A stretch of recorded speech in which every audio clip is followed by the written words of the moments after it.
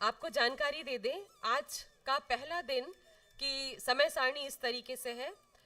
सुबह 9:30 से 10 बजे, जो कि टेंटेटिव प्रोग्राम है, इसकी जानकारी मैं दे रही हूँ। Inauguration ceremony, overview of workshop objectives by Chandana Sharma, doctor Chandana Kumari Sharma. 10 बजे से 11 बजे तक हमारा सेशन पहला जो है AI and its impact on the society, जिसके प्रवक्ता होंगे श्रीमान वारिस सरवर इमाम साहब। टी ब्रेक का समय है 11 बजे से 11:30 बजे तक।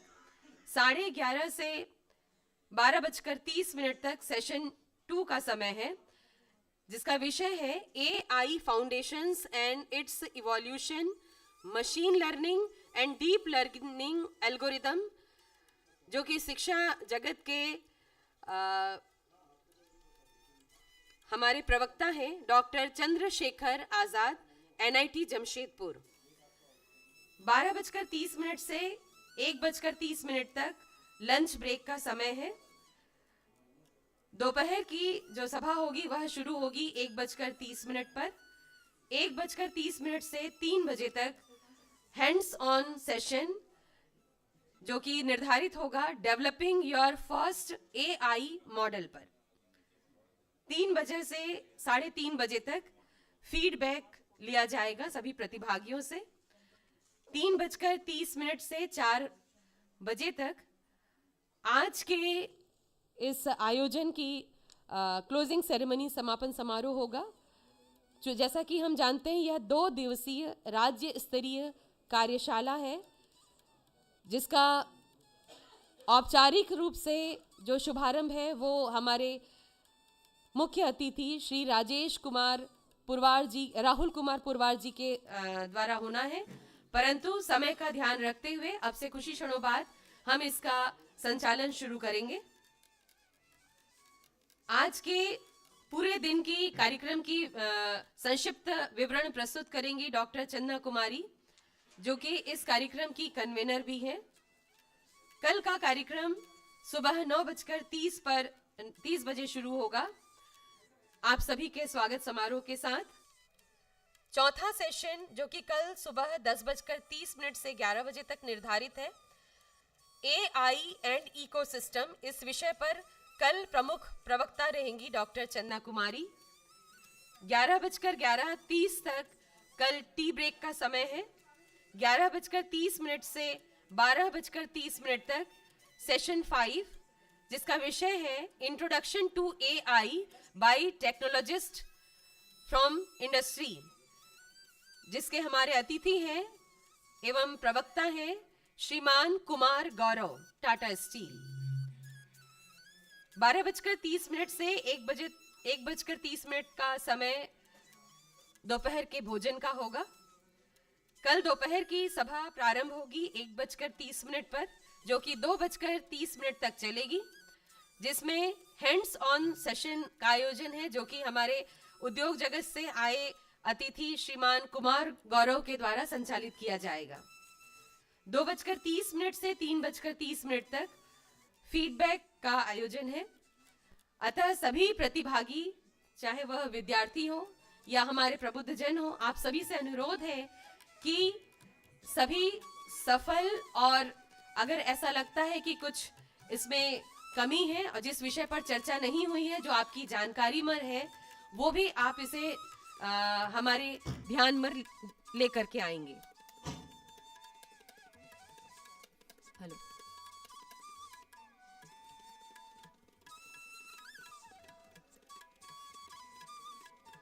औपचारिक रूप से बंद हो गया इस 2 दिवसीय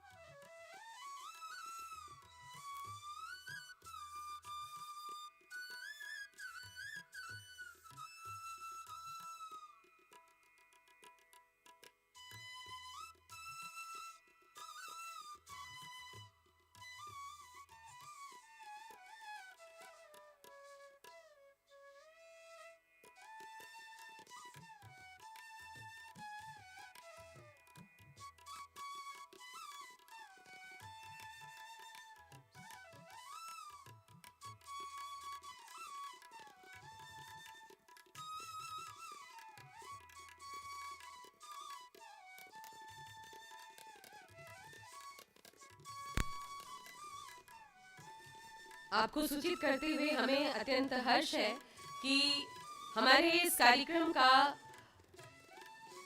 प्रकाशन किया जा रहा है कॉलेज के आधिकारिक YouTube चैनल पर और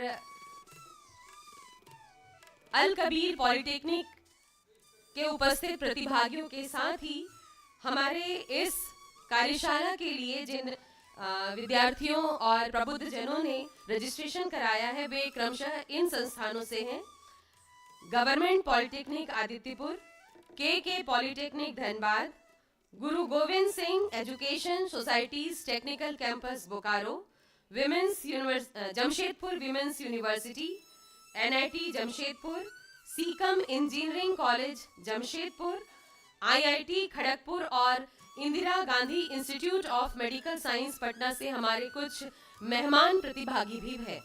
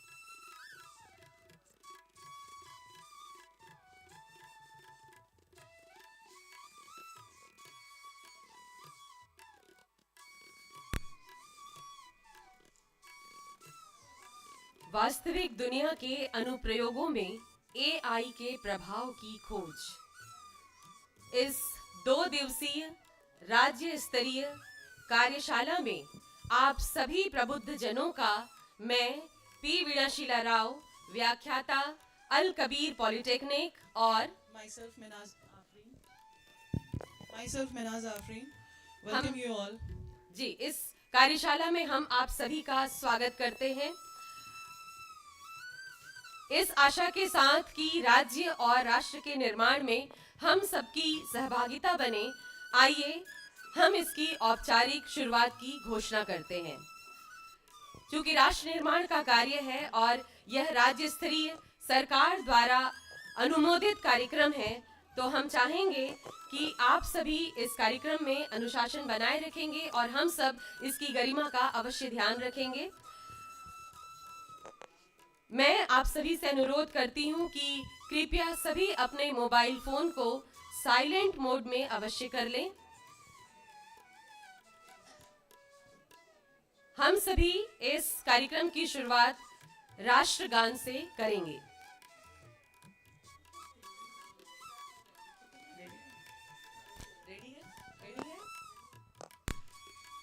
आप सभी से अनुरोध है कि कृपया अपने स्थान पर खड़े हो जाएं। हम सभी इस कार्यशाला का शुभारंभ राष्ट्र निर्माण हेतु राष्ट्रगान से करेंगे।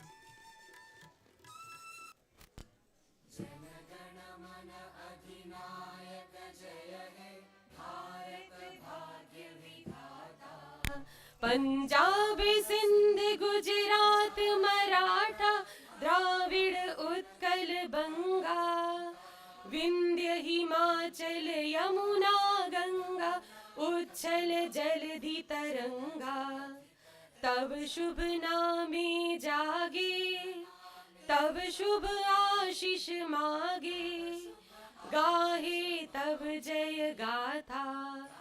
जनगण मंगलदायक जय हे भारत भाग्य विधाता। जय हे जय हे जय हे जय जय जय जय हे।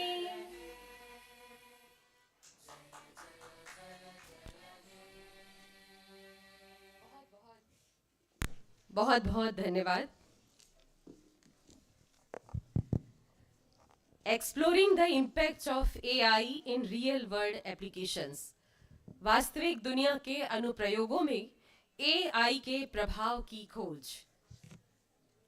हम सब अनुग्रह करते हैं आप सभी प्रबुद्ध जनों से कि राज्य एवं राष्ट्र के विकास में हम सभी का योगदान हो। नवीनतम शोध और तकनीक का उपयोग कर हम सभी उद्योग जगत और समाज को सशक्त करें। यह उद्देश्य है हम सभी का। व्यवहारिक कौशल का हमें विकास करना है और जैसा कि हम सभी जानते हैं, नवाचार आज के समय की महत्वपूर्ण शक्ति है। नवाचार यानी इनोवेशन, सार्थक संवाद, उपयोगी दृष्टिकोण, उत्तम साझेदारी से हम सभी झारखंड राज्य के साथ साथ अपने राष्ट्र भारत का निर्माण करें, उसे विकास की दिशा में आगे की ओर ले जाएं। जैसा कि हम सब जानते हैं, श्रेष्ठ व्यक्ति जैसा आचरण करता है, दूसरे लोग भी वैसा ही व्यवहार करते हैं। तो आइए इस 2 दिवसीय राज्य स्तरीय कार्यशाला के माध्यम से हम सभी राष्ट्र निर्माण की ओर एक कदम आगे बढ़ाएं और श्रेष्ठता की ओर आगे बढ़ें। Good morning, ladies and gentlemen. It is an absolute honor to stand before this distinguished gathering of academicians, industry leaders, and budding technologists. Today marks a significant milestone as we come together to explore a transformative topic, artificial intelligence and its impact on real-world applications. I, Mehnaz Afreen, lecturer, Department of English, would like to express our gratitude to Al Kabir Polytechnic and the Kabir Welfare Trust for hosting this pivotal workshop. Their vision of creating an inclusive and cutting-edge learning environment is commendable and aligns perfectly with the cutting-edge learning environment is commendable and aligns perfectly with the ever-evolving demands of the technological era. I also extend my heartfelt appreciation to our sponsors, the Jharkhand Council on Science, Technology and Innovation, for this invaluable support. Artificial intelligence is no longer just a buzzword. It is a reality, shaping industries, societies, and our daily lives. From revolutionizing healthcare with predictive diagnostics to enhancing education through personalized learning, AI has proven to be a force multiplier. As we delve deeper into machine learning and generative AI during this workshop, I urge each participant to view this as an opportunity to not only learn but also to involve and contribute to the broader goal of societal progress. Today's workshop is structured to cater to both academic rigor and practical relevance. With a stellar lineup of speakers like Mr. Varis Sarwar Imam, Dr. Chandrasekhar Azad, Mr. Kumar Gaurav, and Dr. Chandana Sharma, we will journey through the foundational principles of AI, unravel complex algorithms, and experience the power of generative AI through hands-on sessions. These sessions are not just about technology, they are about empowering you to take charge of the future. Let us remember that term impact of AI lies in its ethical and responsible application. As technologists and innovators, we bear the responsibility to ensure that AI serves as a tool for inclusivity, fairness, and sustainability. Finally, I would like to thank each of you for your enthusiasm and commitment to learning. The next 2 days promise to be insightful, collaborative, and transformative. Let us use this platform to challenge conventional boundaries and pave the way for a future where AI serves humanity in its truest sense. Thank you, and I wish you all the productive and enlightening workshop. Let the exploration begin. Thank you. एक बार फिर मैं यहाँ उपस्थित सभी प्रतिभागी और online mode में जुड़े सभी प्रतिभागियों का स्वागत करती हूँ। एक बार फिर मैं आपको बता दूं कि हमारे इस 2 दिवसीय कार्यशाला के जो प्रतिभागी हैं वे अल कबीर पॉलिटेक्निक जमशेदपुर के साथ साथ गवर्नमेंट पॉलिटेक्निक आदित्यपुर, के polytechnic Dhanbad, Guru Gobind Singh education societies technical campus Bokaro, Jamshedpur women's university, NIT Jamshedpur, सीकम इंजीनियरिंग कॉलेज जमशेदपुर और साथ ही कुछ मेहमान प्रतिभागी भी हमारे इस राज्य स्तरीय कार्यशाला में जुड़े हैं। मैं ऑनलाइन मोड में आप सभी का स्वागत करती हूं। हमारे ऑनलाइन मोड से जुड़े जो मेहमान प्रतिभागी हैं वे IIT खड़गपुर से हैं और Indira Gandhi institute of medical science Patna से हैं। तो इस कार्यशाला में आप सभी प्रतिभागियों का तहे दिल से हम अभिनंदन करते हैं, आप सभी का स्वागत करते हैं।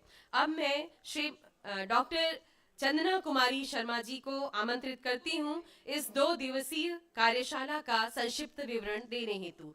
डॉक्टर चंदना कुमारी शर्मा जी।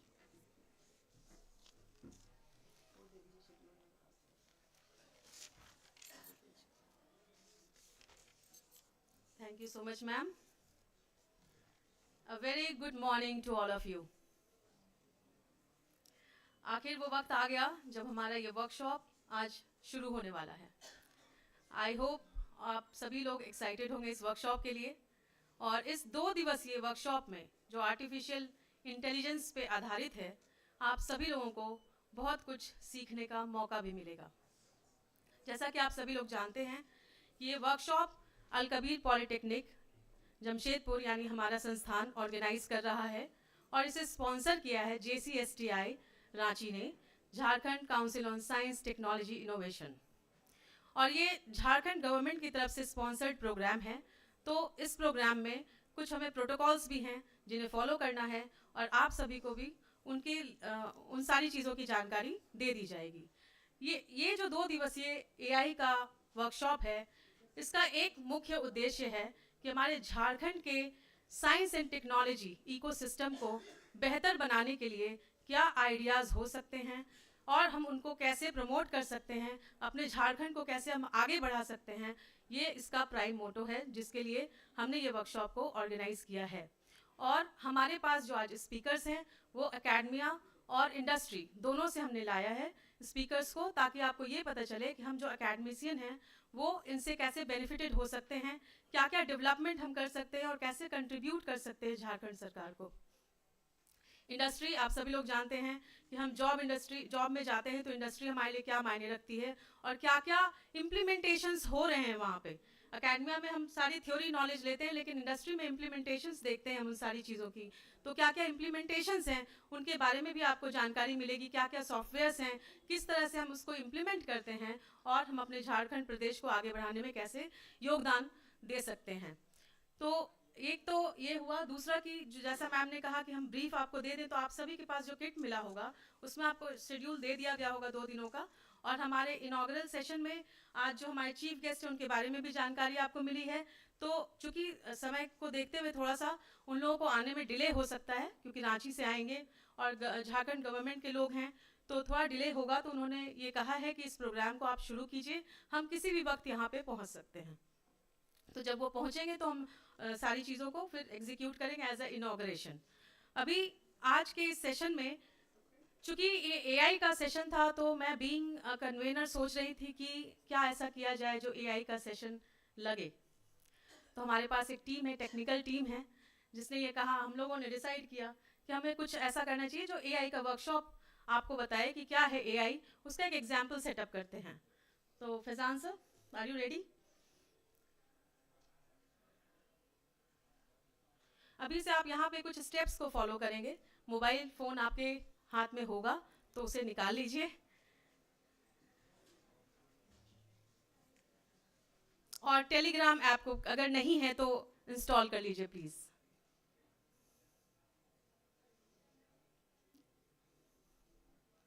अगर टेलीग्राम ऐप नहीं है तो इंस्टॉल कर लीजिए।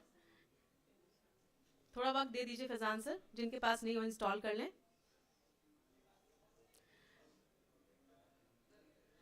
मैं हमारे रूम नंबर 6 में पार्टिसिपेंट्स जितने भी बैठे हुए हैं, मैं उनसे भी रिक्वेस्ट करती हूँ यहाँ से कि वो अपने अपने मोबाइल फ़ोन में टेलीग्राम ऐप इंस्टॉल कर लें।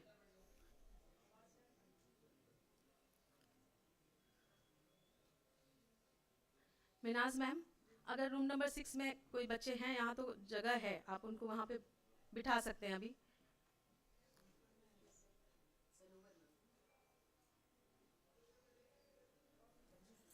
All set? गूगल ऐप में जाइए और ऐप स्टोर में जाइए,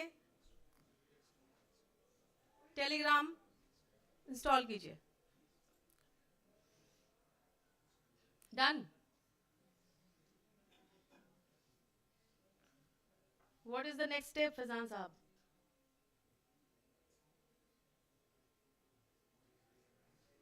This is the QR code. You can scan it from there, or you can tell the name of that particular bot. It is written AKP_AI_workshop bot.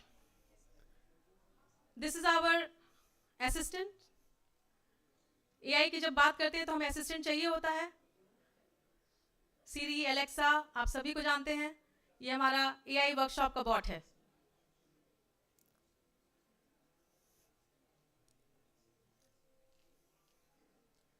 You can type on Telegram AKP_AI_workshop bot. जिनको भी परेशानी हो रही है हमें बोलिएगा. Telegram में, yes sir.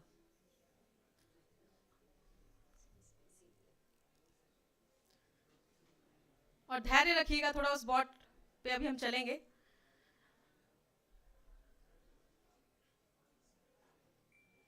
अच्छा, किन्हीं का भी अगर ऐसा आ गया है तो हैंड रेज कर दीजिए तो मुझे थोड़ा मिल जाएगा. आ गया है ना sir? Thank you so much. This means this is working fine. Okay.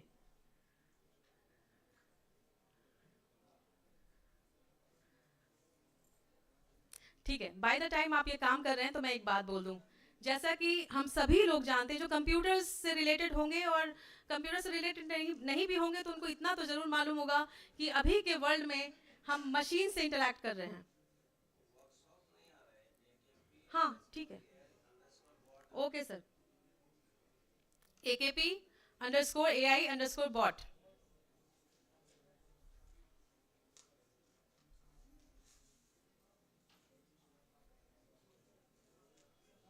Abid sir आपका आ गया ना? हाँ, confirm in Altaf sir. Yes sir, thank you. You can help others sir.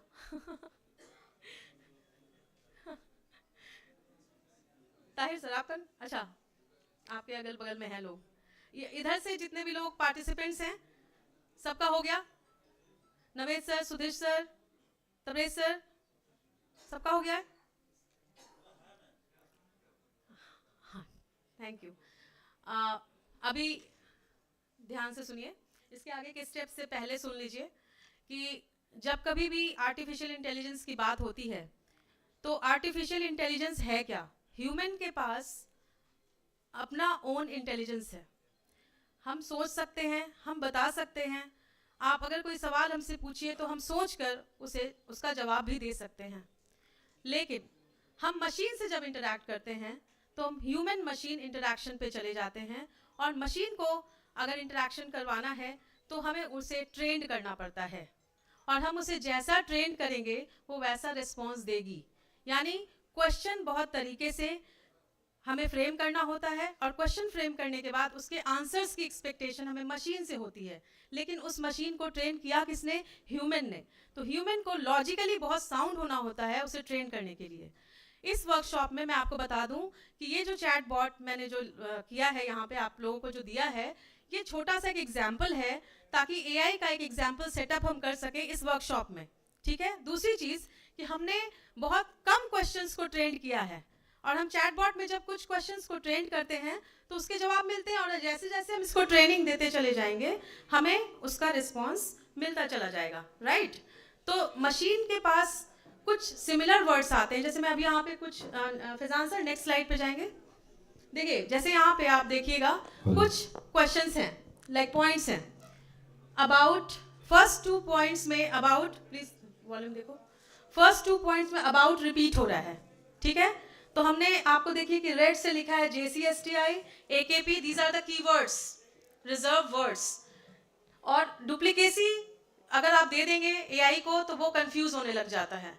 आप सिर्फ अबाउट लिखेंगे तो वो कंफ्यूजन में चला जाएगा क्योंकि उसके पास 2 ट्रेनिंग है. पहली ट्रेनिंग है अबाउट JCSTI की, दूसरी ट्रेनिंग है अबाउट AKP की. तो कंफ्यूजन होती है मशीन को कि अबाउट अगर सिर्फ लिख रहे हैं तो किसके बारे में जानना चाहते हैं. Question should be proper with the keywords. And this is the AI chatbot. JCSTI अगर आप उसमें टाइप करेंगे, काइंडली टाइप इट JCSTI.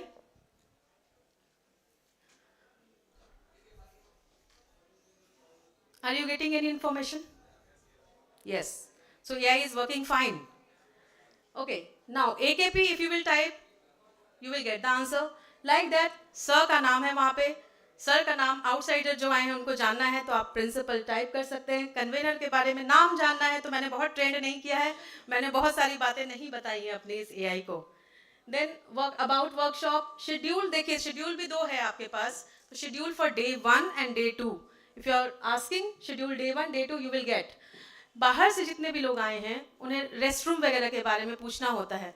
ये चैटबॉट लॉजिकल है थोड़ा सा यहाँ पे आकर, बिगिनिंग से लेके नीचे जब आएंगे तो 7 और 8 में आप 8 में देखिएगा रेस्ट रूम इन्फो, आप रेस्ट रूम डालिएगा तो it will be asked are you searching for the male rest room और the female rest room.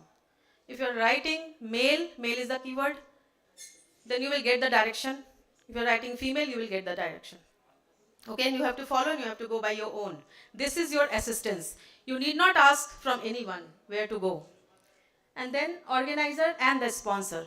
So this much I have trained. और end में जाते जाते 2 दिनों के इस वर्कशॉप से आपके भी कुछ क्वेश्चंस होंगे जो मुझे इसमें ट्रेंड करने थे, तो आप दे दीजिएगा, मैं उसे ट्रेंड करती जाऊंगी आपके लिए। Thank you so much. और इसी ऐप की शुरुआत से हम एआई के वर्कशॉप की शुरुआत करते हैं। आई होप आप लोगों को पसंद आया होगा। Thank you so much.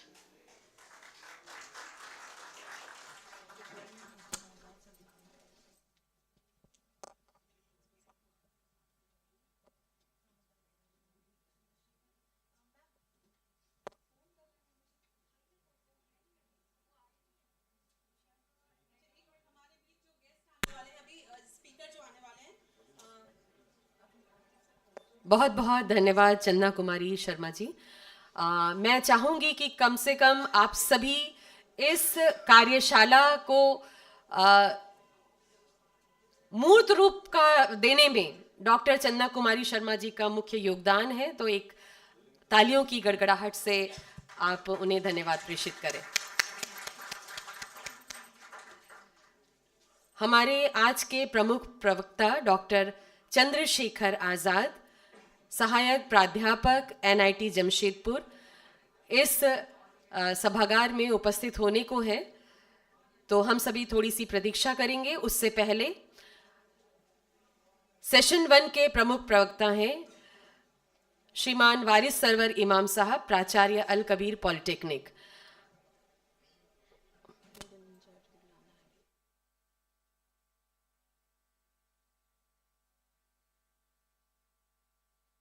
मैं इस कार्यक्रम की कन्वेनर डॉक्टर चंदा कुमारी शर्मा जी से अनुरोध करती हूं कि हमारे सेशन 1 के प्रमुख प्रवक्ता श्रीमान वारिस सरवर इमाम जी को पुष्प गुच्छ देकर उनका स्वागत करें। डॉक्टर चंदा कुमारी शर्मा जी, आपसे अनुरोध है कि हमारे सेशन 1 के प्रमुख प्रवक्ता श्रीमान वारिस सरवर इमाम जी को पुष्पगुच्छ देकर स्वागत करेंगे।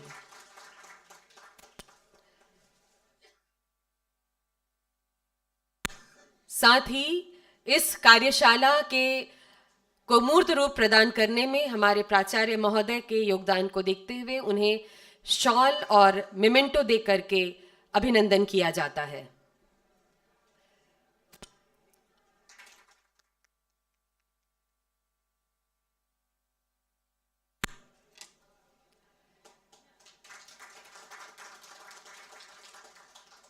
बहुत बहुत धन्यवाद सर।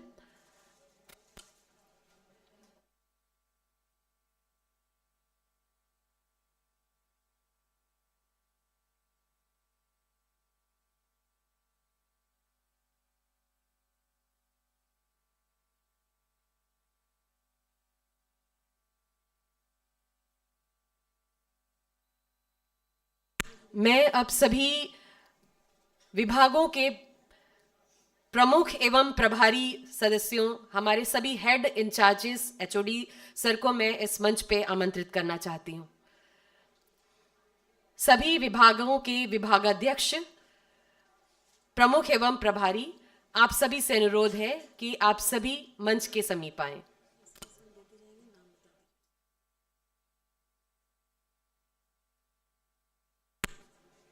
इस कार्यक्रम की कन्वेनर श्रीमती चंदा कुमारी शर्मा जी से अनुरोध है कि आप बारी बारी से हमारे सभी विभागों के विभागाध्यक्षों को पौधा रोप दे करके उन्हें सम्मानित करेंगी। सबसे पहले श्रीमान मोहम्मद यासीन सर, प्रमुख विभागाध्यक्ष कंप्यूटर साइंस एंड इंजीनियरिंग। श्रीमान अब्दुल ताहिर खान साहब, विभागाध्यक्ष यांत्रिकी विभाग।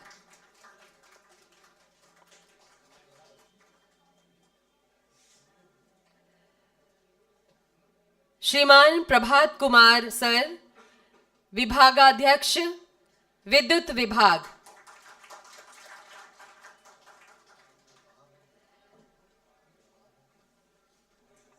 श्रीमान मकसूद आलम सर, विभागाध्यक्ष इलेक्ट्रॉनिक्स एवं संचार विभाग। श्रीमान शहाबुद्दीन सर, प्रभारी सिविल इंजीनियरिंग विभाग। अब मैं हमारे संस्थान के पिलर कहे जाने वाले दो दिग्गज व्यक्तियों का नाम लेना चाहूंगी। श्रीमान आफताब आलम सर, विभागाध्यक्ष भौतिकी विभाग। श्रीमान doctor Altaf Ahmed sir, engineering रसायन विभाग।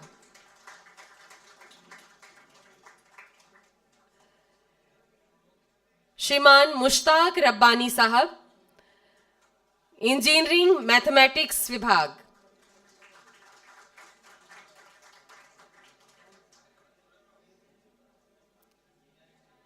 श्रीमान आजम साहब, इंग्लिश विभाग, इंग्लिश डिपार्टमेंट।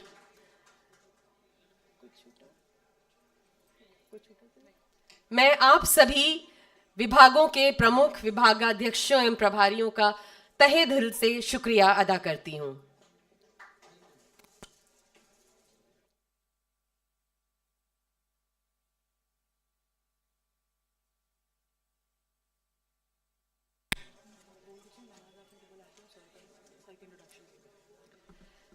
जैसा कि हमारी औपचारिकता रही है कि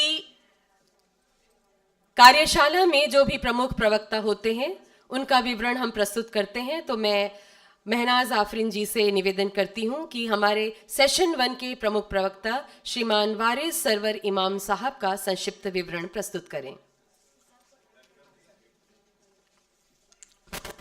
Thank you so much, ma'am. Mr. Waris Sarwar Imam, an accomplished professional, holds an engineering postgraduate degree from India's premier institute, the Indian Institute of Technology, IIT Kharagpur, West Bengal. He is also a distinguished gold medalist in international business strategy from the prestigious Indian Institute of Foreign Trade, IIFT, New Delhi. With over 27 years of diverse experience spanning international and domestic markets, Mr. Imam has made significant contributions to the manufacturing, healthcare, and academic sectors, showcasing his expertise in driving growth and excellence across industries. During his illustrious corporate career, Mr. Imam demonstrated exceptional leadership and global acumen, traveling to over 20 countries and spearheading sales and marketing operations for these regions on behalf of Tata Motors Limited. His outstanding performance and impactful contributions earned him numerous accolades and awards within the organization. Further elevating his professional trajectory, Mr. Imam served as Group Director of Sales and Services for a renowned London-based business conglomerate with diverse interests spanning Asia, Africa, and Europe, cementing his reputation as a dynamic and results-driven leader in the international stage. In 2017, Mr. Imam returned to India with a passion for empowering individuals and organizations. Driven by a commitment to nurture talent and inspire growth, he dedicated himself to coaching students, mentoring academicians, and enhancing the soft skills of corporate professionals.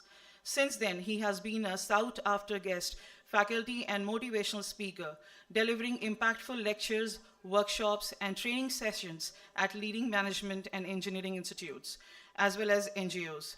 In 2021, Mr. Imam took on pivotal role as the principal of Al Kabir Polytechnic, where he continues to lead with vision and dedication, fostering excellence in education and holistic development. Sir, we request you on this stage, please. Thank you, sir.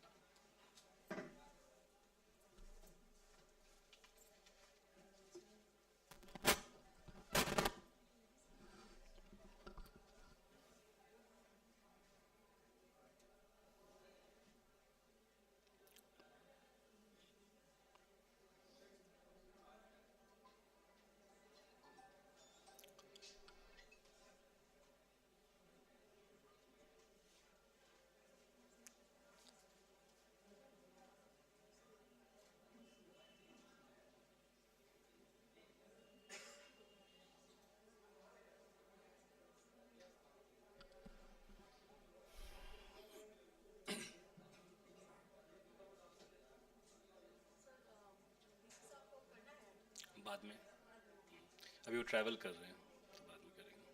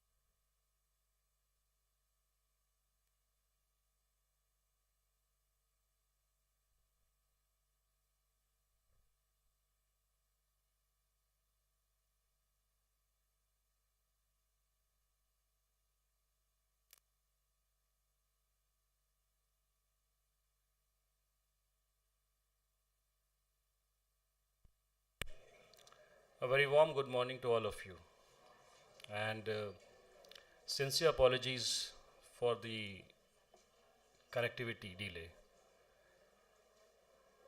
किसी भी काम के दो पहलू होते हैं. अगर कोई काम में ताख़ीर होती है या कोई चीज़ बिगड़ता है तो उसका देखने का नज़रिया दो होता है. एक डीमोटिवेशन कि काम सही से नहीं हुआ, और एक उसमें छिपा मैसेज जो होता है. So the learning right now what we got is, what we're struggling for 10 minutes to get the connectivity is, that in contrast to you all, I'm an old person with a graying hair, not adept with technology.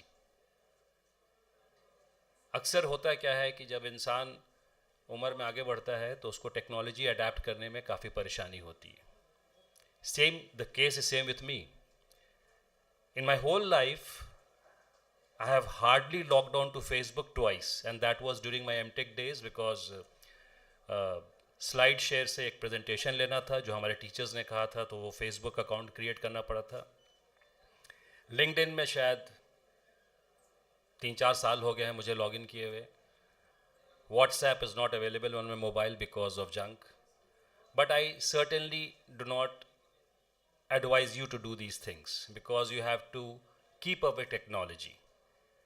But again, keeping up with technology, you need to take a call to what extent and for what purpose.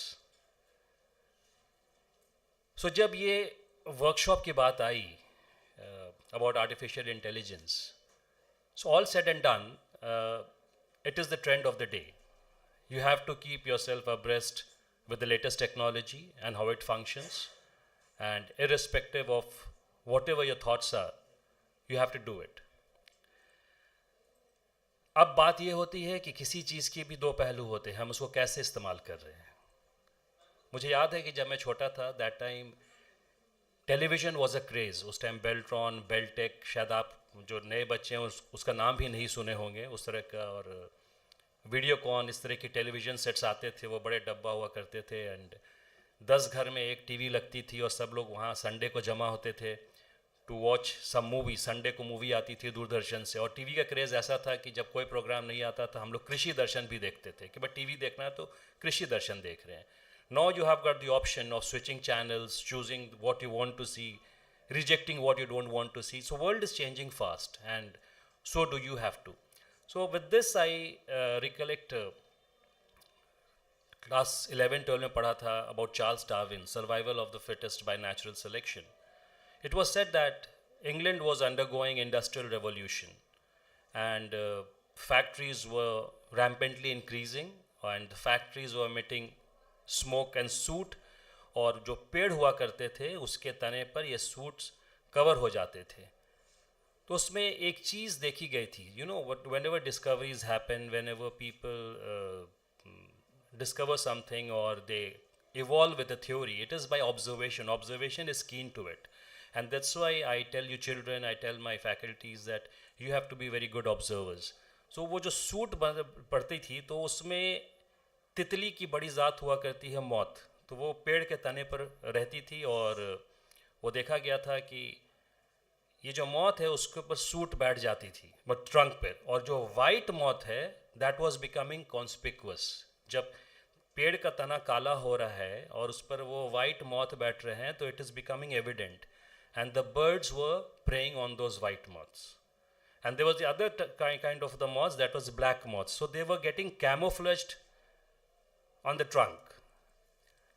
तो उसको जल्दी जो चिड़िया थी उसको देख नहीं पाती थी और वो सरवाइव कर रहे थे. नतीजा क्या हुआ कि the white moths slowly became extinct and the black ones survived and they propagated.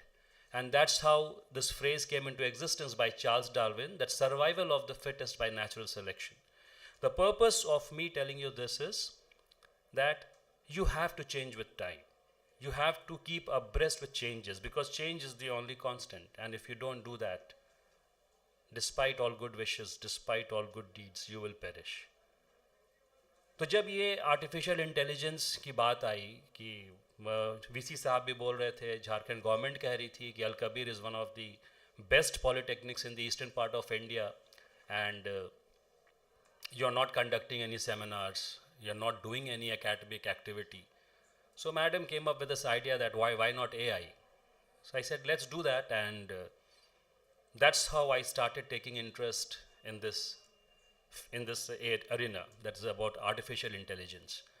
और उसी दिन से मैं कुछ इस पर पढ़ना शुरू किया, देखना शुरू किया, because as you remember, the dates were 16th and 17th. We were supposed to conduct this workshop, and due to certain limitations, due to certain engagements, this workshop had to be postponed. And believe me that just 2 days ago it was decided that we'll be conducting this workshop today and tomorrow. So again, a big round of applause to the organizing team who managed such a feat in just a span of 2 days. So my commendations to them. So starting upon this is that I welcome you all, the HODs in charges, faculty members, students, staffs, and people who have joined online. I welcome you all into this 2-day workshop on exploring the impact of artificial intelligence in the real-world applications. Now they said that since I was trying to understand and read those, so the best thing is, I said, going through the newspaper articles, trying to correlate when you're walking across the streets, when you're looking at things. And so I collected some articles, some newspaper clippings on AI. So the first one says that ChatGPT presents exploring the convergence of AI in education. The second says OpenAI introduces ChatGPT search AI-powered web search to take on Google's AI overview's perplexity. The third says Google to develop AI that takes over computers, the information reports. Similarly, you see that ICC successfully trials AI tool to curb abuse in women's cricket. You're seeing the area where AI is involved. It talks about, as I mentioned earlier, it talks about education, it talks about AI-powered web search, search engines. It talks about Google to develop AI that takes over computers. So we think computer is too advanced, but Google is planning to take over computers. Then it talks about women's cricket, abuse in women's cricket. They're seeking the assistance of AI. And the most interesting one is a law student just sued OP Jindal University for failing him on AI use.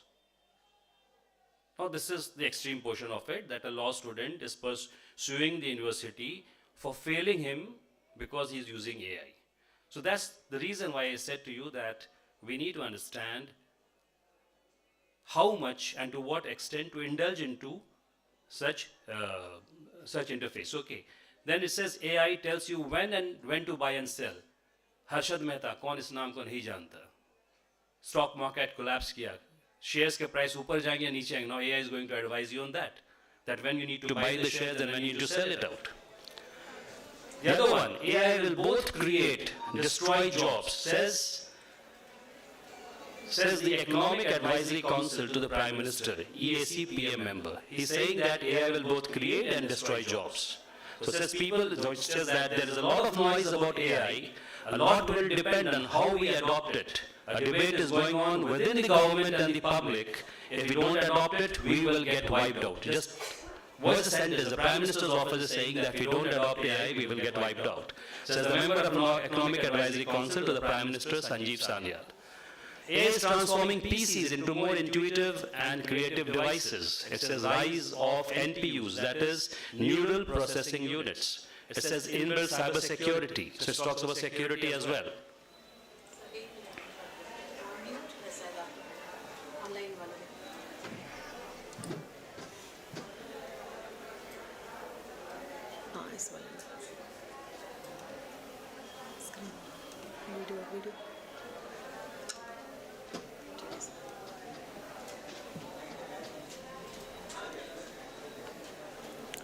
Then it says, one more interesting arena is how Crime GPT is using AI to help police forces with crime detection. Mind you, now police is using AI. Gurugram-based tech startup Stacu Technologies is hoping to help the police force with its AI-powered platform in tracking crime.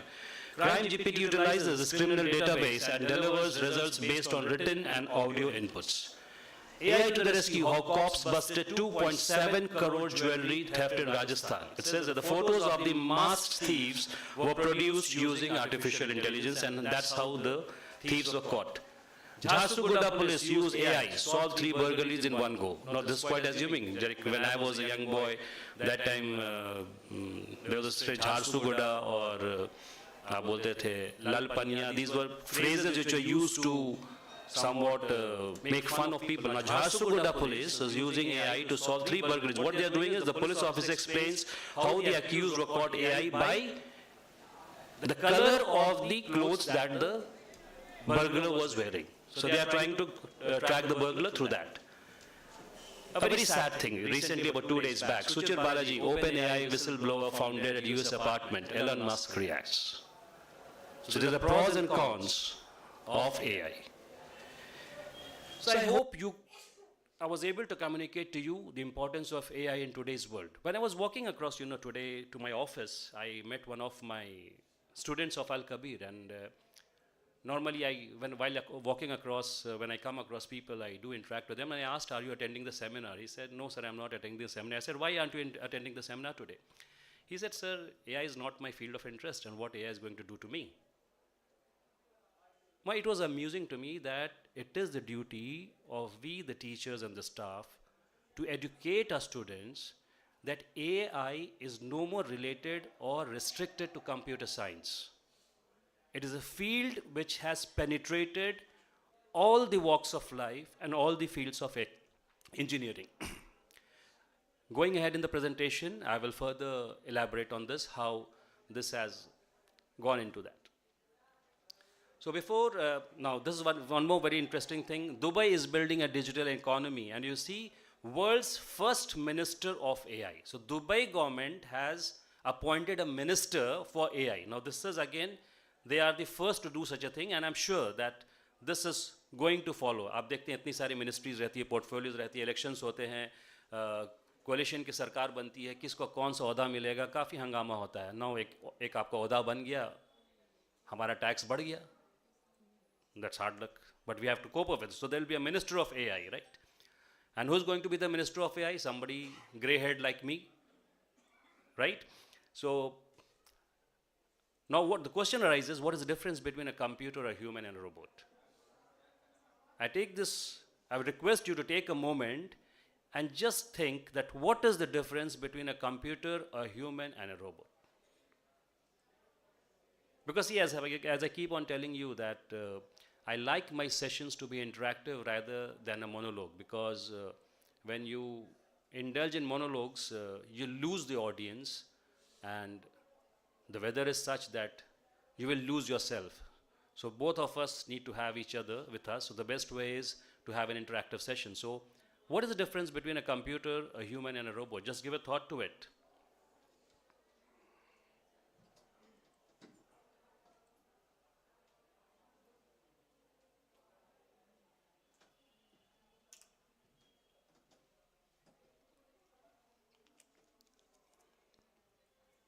My next question to you is, can robots replace humans completely? What is your thought on this?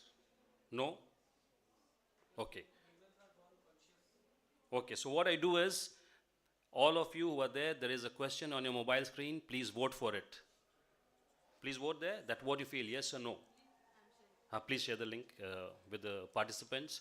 That what is your answer? How many of you think that robots can replace humans completely, and those of you who think that no, it cannot replace humans completely? It goes equally to all the staff and students and people who have joined online.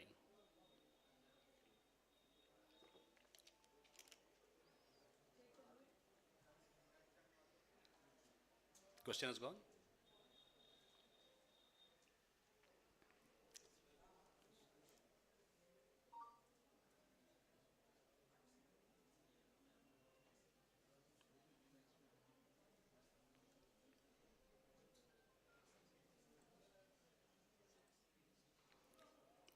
Can I move ahead?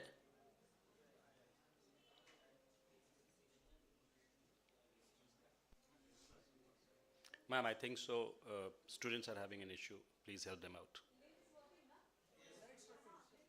Okay, fine.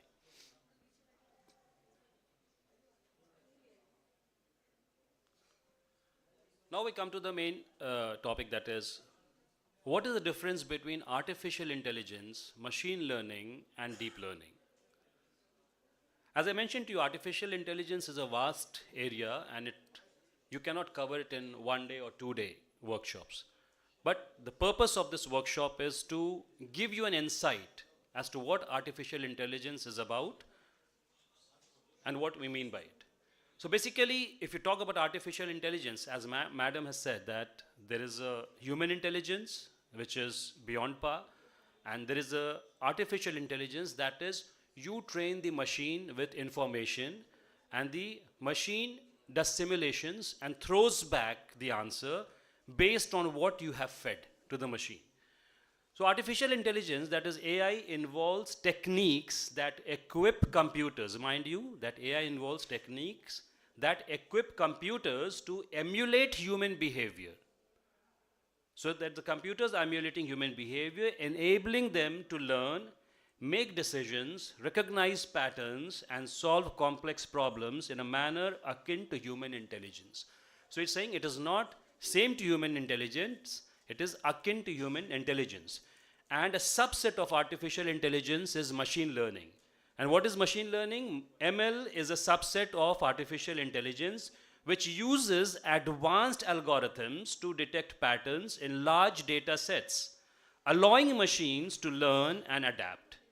Machine learning algorithms use supervised or unsupervised learning methods. And then the further subset of machine learning is deep learning. And what is deep learning? Deep learning is a subset of machine learning which uses neural networks for in-depth data processing and analytical tasks. Deep learning leverages multiple layers of artificial neural networks to extract high-level features from raw input data, simulating the way human brains perceive and understand the world. And further, the subset of deep learning is generative artificial intelligence, which is a subset of deep learning that generates contents like text, images, or code based on provided inputs. Welcome, sir. Please have a seat.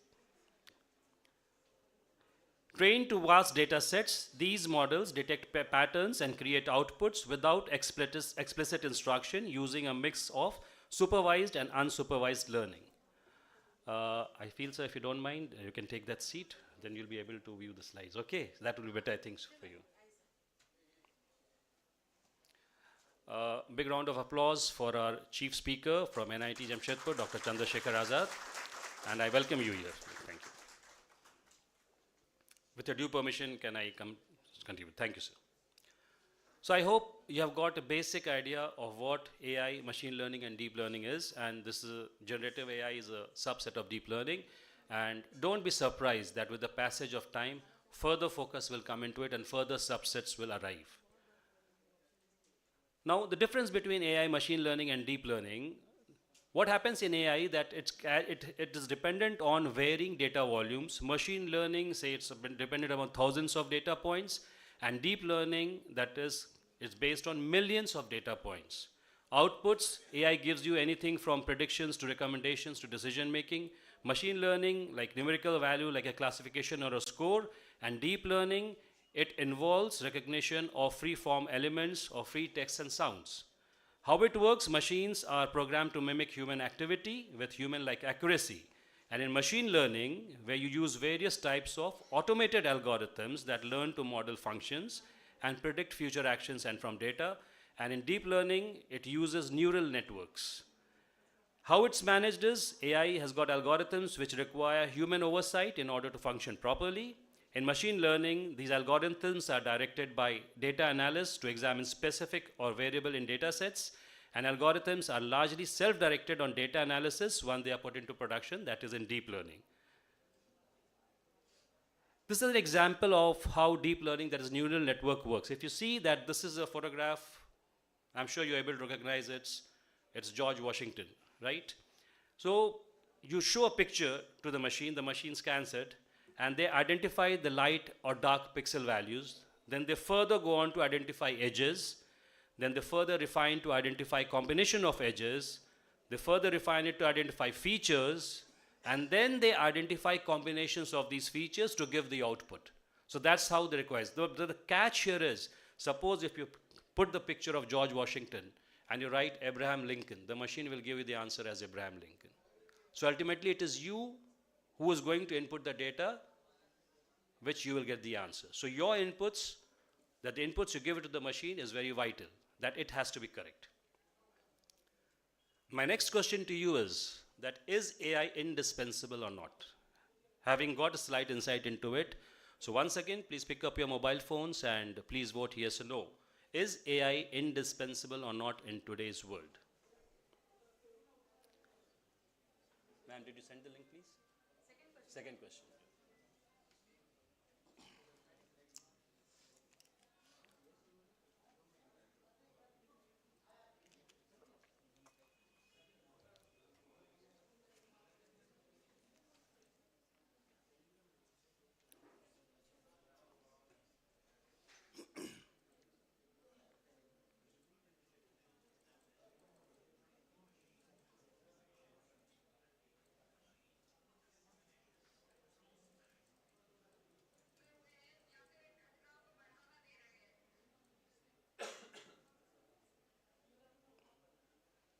Can I move ahead?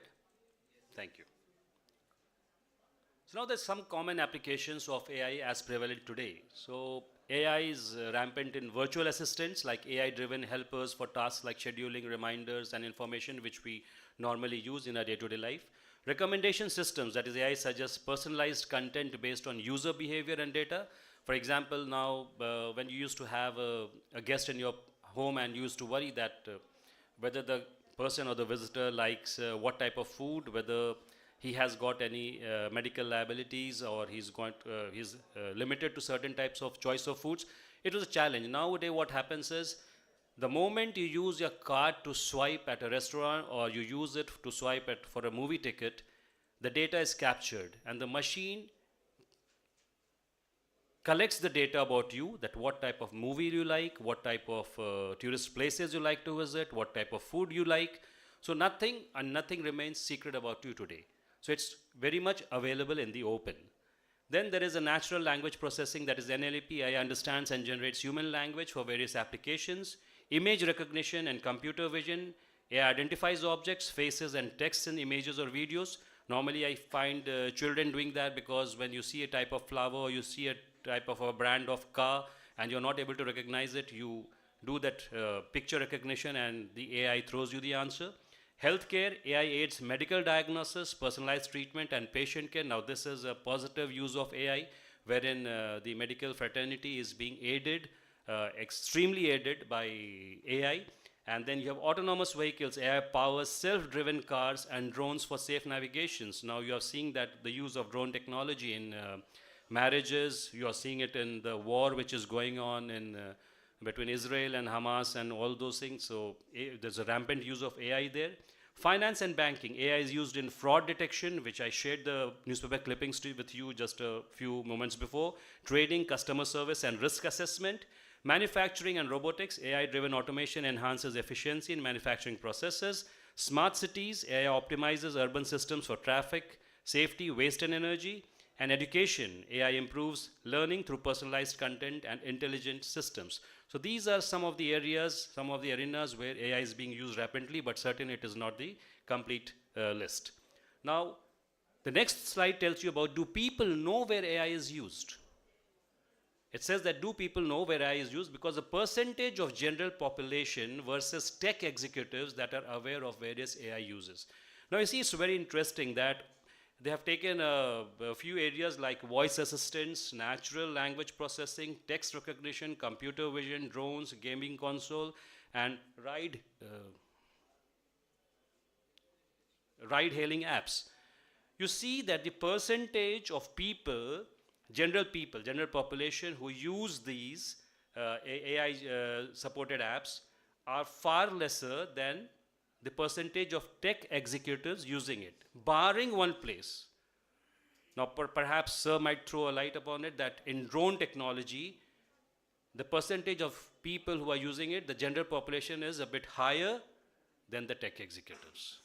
So you see that Might be because what I mentioned to you, that drone technology is being used rampantly during marriage functions and during another award ceremonies. So might be one of the reasons why drone technologies, in terms of drone technologies, why the general population far exceeds the tech executives. Now, the percentage of AI users who use these AI tools or products at least once a week. Now, it's very interesting that 80% of them use it for virtual learning platforms, that is Google Classroom. Then around a little bit higher than 60% use it for adaptive learning systems, that is Khan Academy, iReady, iExcel. Around a little over 50% use it for chatbots, example ChatGPT, Google Bard, and around 18% use it for automated teaching feedback tools like TeachFX, Edthena. Virtual assistants, example Amazon Alexa, Apple Siri, Google Assistant, they account for around 15%. Lesson plan or instructional material generators, that is lesson plans, AI, education, Copilot. Assessment generators, Prep AI, Quizlon, around 10%. Intelligent tutoring systems, example Quill, Khanmigo, might be around 5% or 6%. And automated grading tools, example Turnitin, ZipGrade, might be 3%. So that gives you a percentage of AI users who use these AI tools or products at least once a week. Now this slide shows you basically about digital marketing. I was just surfing through the websites and I came across it. So that is human touch versus AI precision, writing content in the generative artificial intelligence area. I hope by now you must have got a feeling that my focus has been on, when I was talking about AI, I was focusing more on education. Why? Because we are from the academics and I wanted to understand the impact of AI on academics. So I was focusing on that, and that made me, while surfing, I came across this website that is digital marketing. You see a symbol at the right side corner, that's WhatsApp symbol. So it was interesting that while I reached this website, I got this message, okay, that, hey there, need help with your marketing goals? Let's chat, click here to start a conversation with our friendly DMI team on WhatsApp. We are here to assist you. Now certainly this was not my area of interest, so I left that website and I did not close it down. You see how marketing is being done these days. So after 5 minutes, since this page was idle, I got another message, hold up, leaving so soon. We had a feeling you were the one to skyrocket your marketing success, okay? No worries though, we'll leave this irresistible offer for a free consultation. Call right here, just in case you can't resist the charm. You see how AI is, should I use the word trapping or should I use the word enticing you? To use that. And I hope if my BBA students are there, that's a learning for you, okay? See how you need to market yourself. The people who went for idea pitching, I hope they learn it from there, because this is how you idea pitch your proposals, okay? So again, I take this opportunity of congratulating you for being at BIT Sindri. You put up a good show, brave show, but as Robert Frost had said that the woods are lovely, dark and deep, but we all have promises to keep and miles to go before we sleep. So all the best for the next time, and you did your job. It was a commendable. So this was what I was saying. So now, because of this, it interested me that what is this chatbot and how they are tracking, and I started reading this. So this is basically I've picked up directly from the website, and it says that generative artificial intelligence has come to reshape the world. So I'll not take much of your time because sir is already there. And if you want, I can share this presentation with you. But what attracted me was the second paragraph. It says, of course, AI-generated content varies in quality, and there are undeniably ethical concerns surrounding plagiarism, misinformation, and the potential for AI bias to creep into content. Nonetheless, the growing adoption of the tools shows that it will set the pace for the evolution of content creation, redefining what it means to be a writer or content creator. So now this slide was talking about writer content creation. And content creation, the real challenge is ethics. Like I've always been telling, ethics is very important in all the fields of life. I hope I've been speaking to you people that ethics is something that what is right, what is wrong, and ethics is uniform the world over.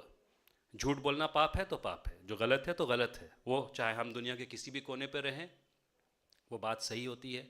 घूस लेना गलत है तो गलत है, चाहे हम दुनिया के किसी भी कोने से रहें, किसी भी मजहब से ताल्लुक़ रखें. Ethics is that. And there is something called values, which I have mentioned to you. Values is individual. What may be good for me might not be that important for you, and it is solely individual in nature. So this was most important, that in AI, ethics is a matter of concern today, right? The second thing it says, that's the third stanza, that says, there are two major opinions of how Gen AI will impact content writing. Some believe it will displace content writers, while others think it will augment their work. Now this is a big challenge. Why? Because we say that computers and AI is going to take away the jobs. So this is a misconception. I sincerely believe. Why? Because like Mr. Naved had said that AI cannot replace humans. Robots cannot replace humans. It's true, because this certain thing God has gifted you. हमारे यहाँ बोला जाता है कि इंसान अशरफुल मखलूक़ात है, because God has given you the power to think, power to analyze, power to know what is right and wrong. Like when I was a child, I used to question my dad that when you say that everything is in the hands of God, then why do you say that there is a devil and there is an angel and the devil misguides you and he leads you to do wrong? And my dad used to say that God has given you brain to understand what is right and what is wrong. क्या सही है क्या गलत है आपको वो पहचानना है. That is the difference between animals and human beings, because animals do not have the intelligence of what is right and what is wrong, but humans being do have that brain, they have that reasoning, they have that logic. Computer science people love that word logic, right? So they have that logic to understand what is right and what is wrong. So it says that regardless, writers can't be indifferent, since most writing tools today have AI features and technology companies are constantly introducing new ones. According to industry leaders, the best idea is for writers to future-proof their careers by focusing on what AI tools can't do. There is the catch. You don't worry that what AI tools can do. You have to worry what the AI tools can't do, and there is the catch. You can make the difference and filling these gaps with the unique skills and talents.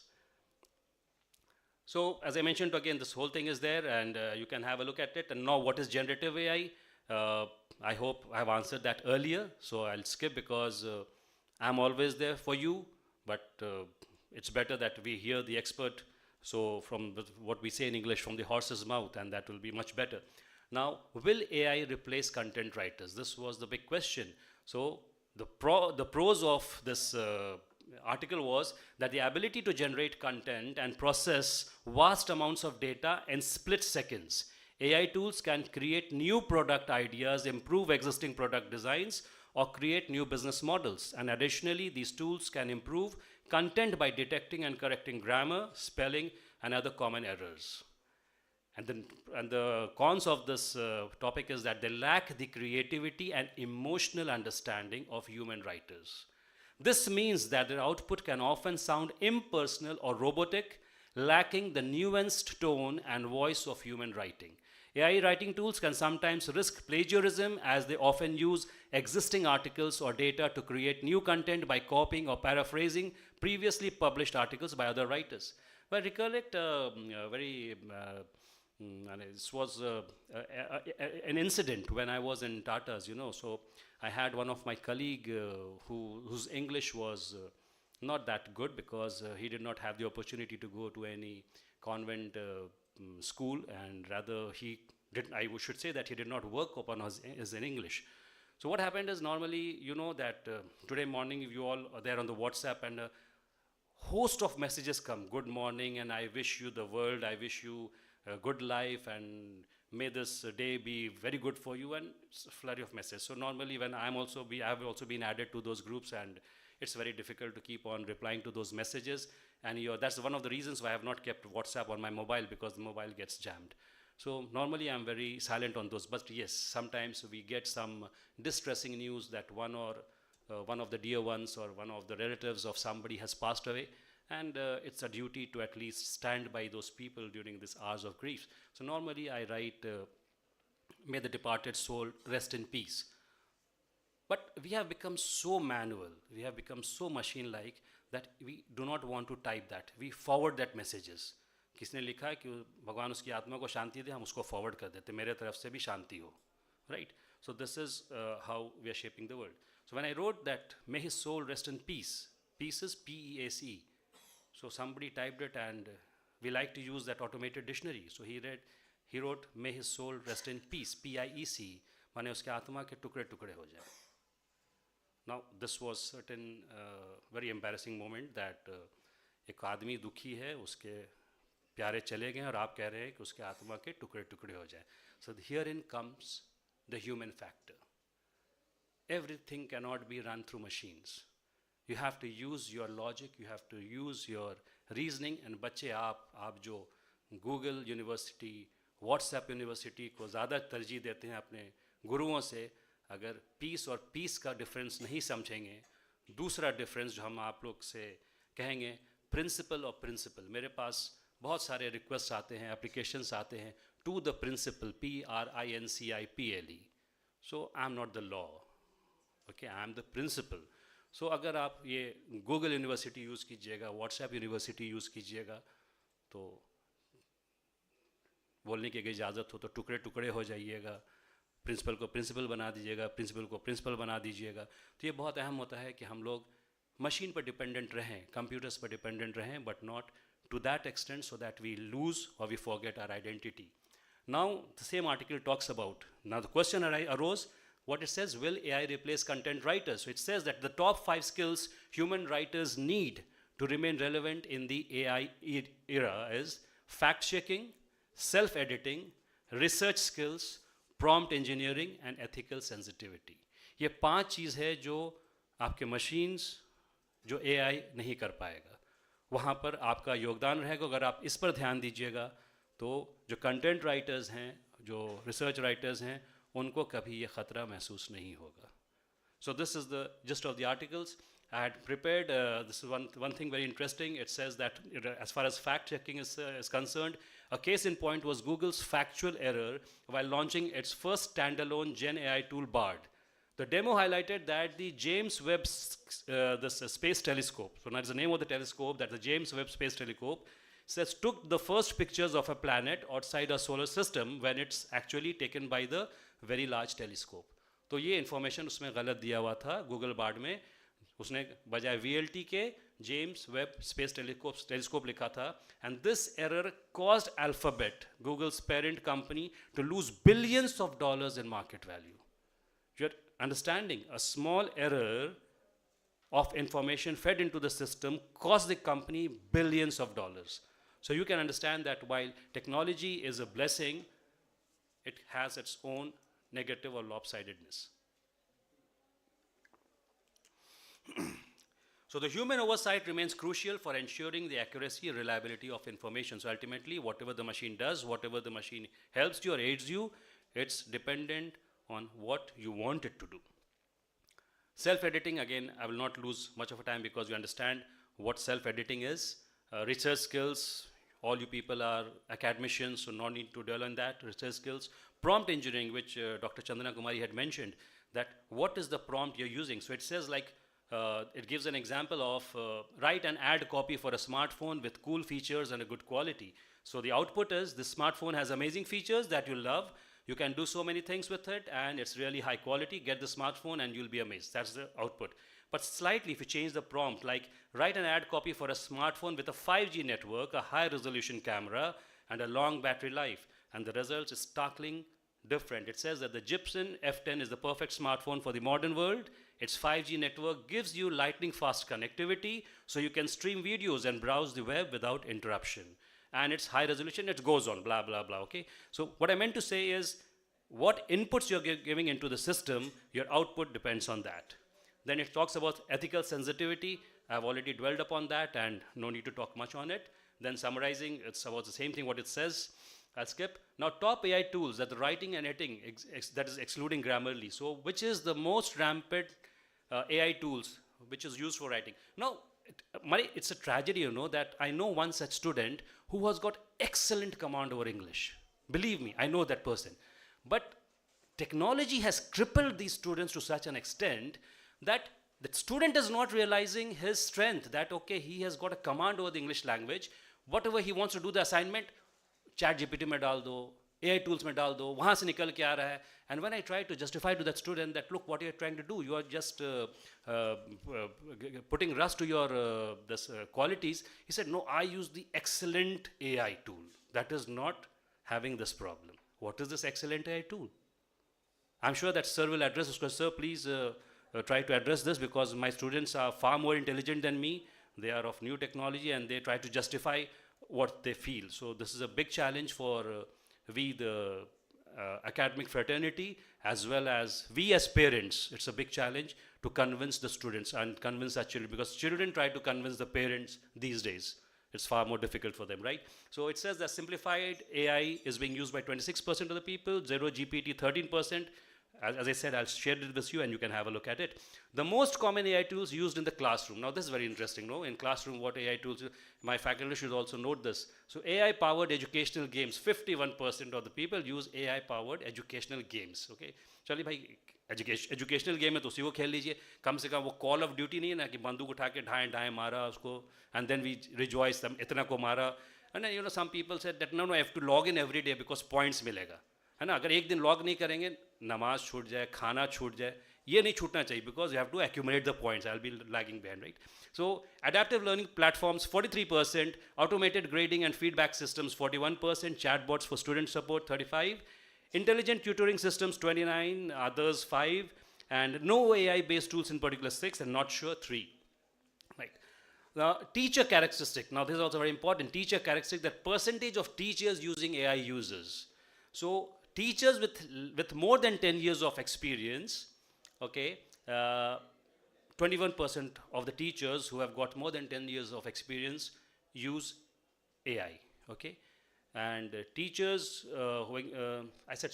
teachers having less than 10 years of experience, they are around 21%. Teachers having more than 10 years of experience account 17%. Fifth grade, 12%. I'm not surprised. अब 5वीं class के लिए अगर आप AI use करने लगेंगे, then the world system is going to collapse. अगर 5वीं क्लास के बच्चों को पढ़ाने के लिए AI use कीजिएगा, I don't know whether I'm right or wrong, but this is my own view. I may be corrected again, because आजकल 5वीं क्लास का बच्चा भी आपको सही कर सकता है.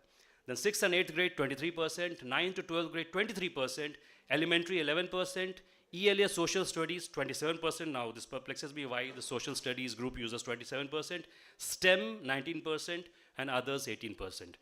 So you can keep this data and track your students of what they are doing.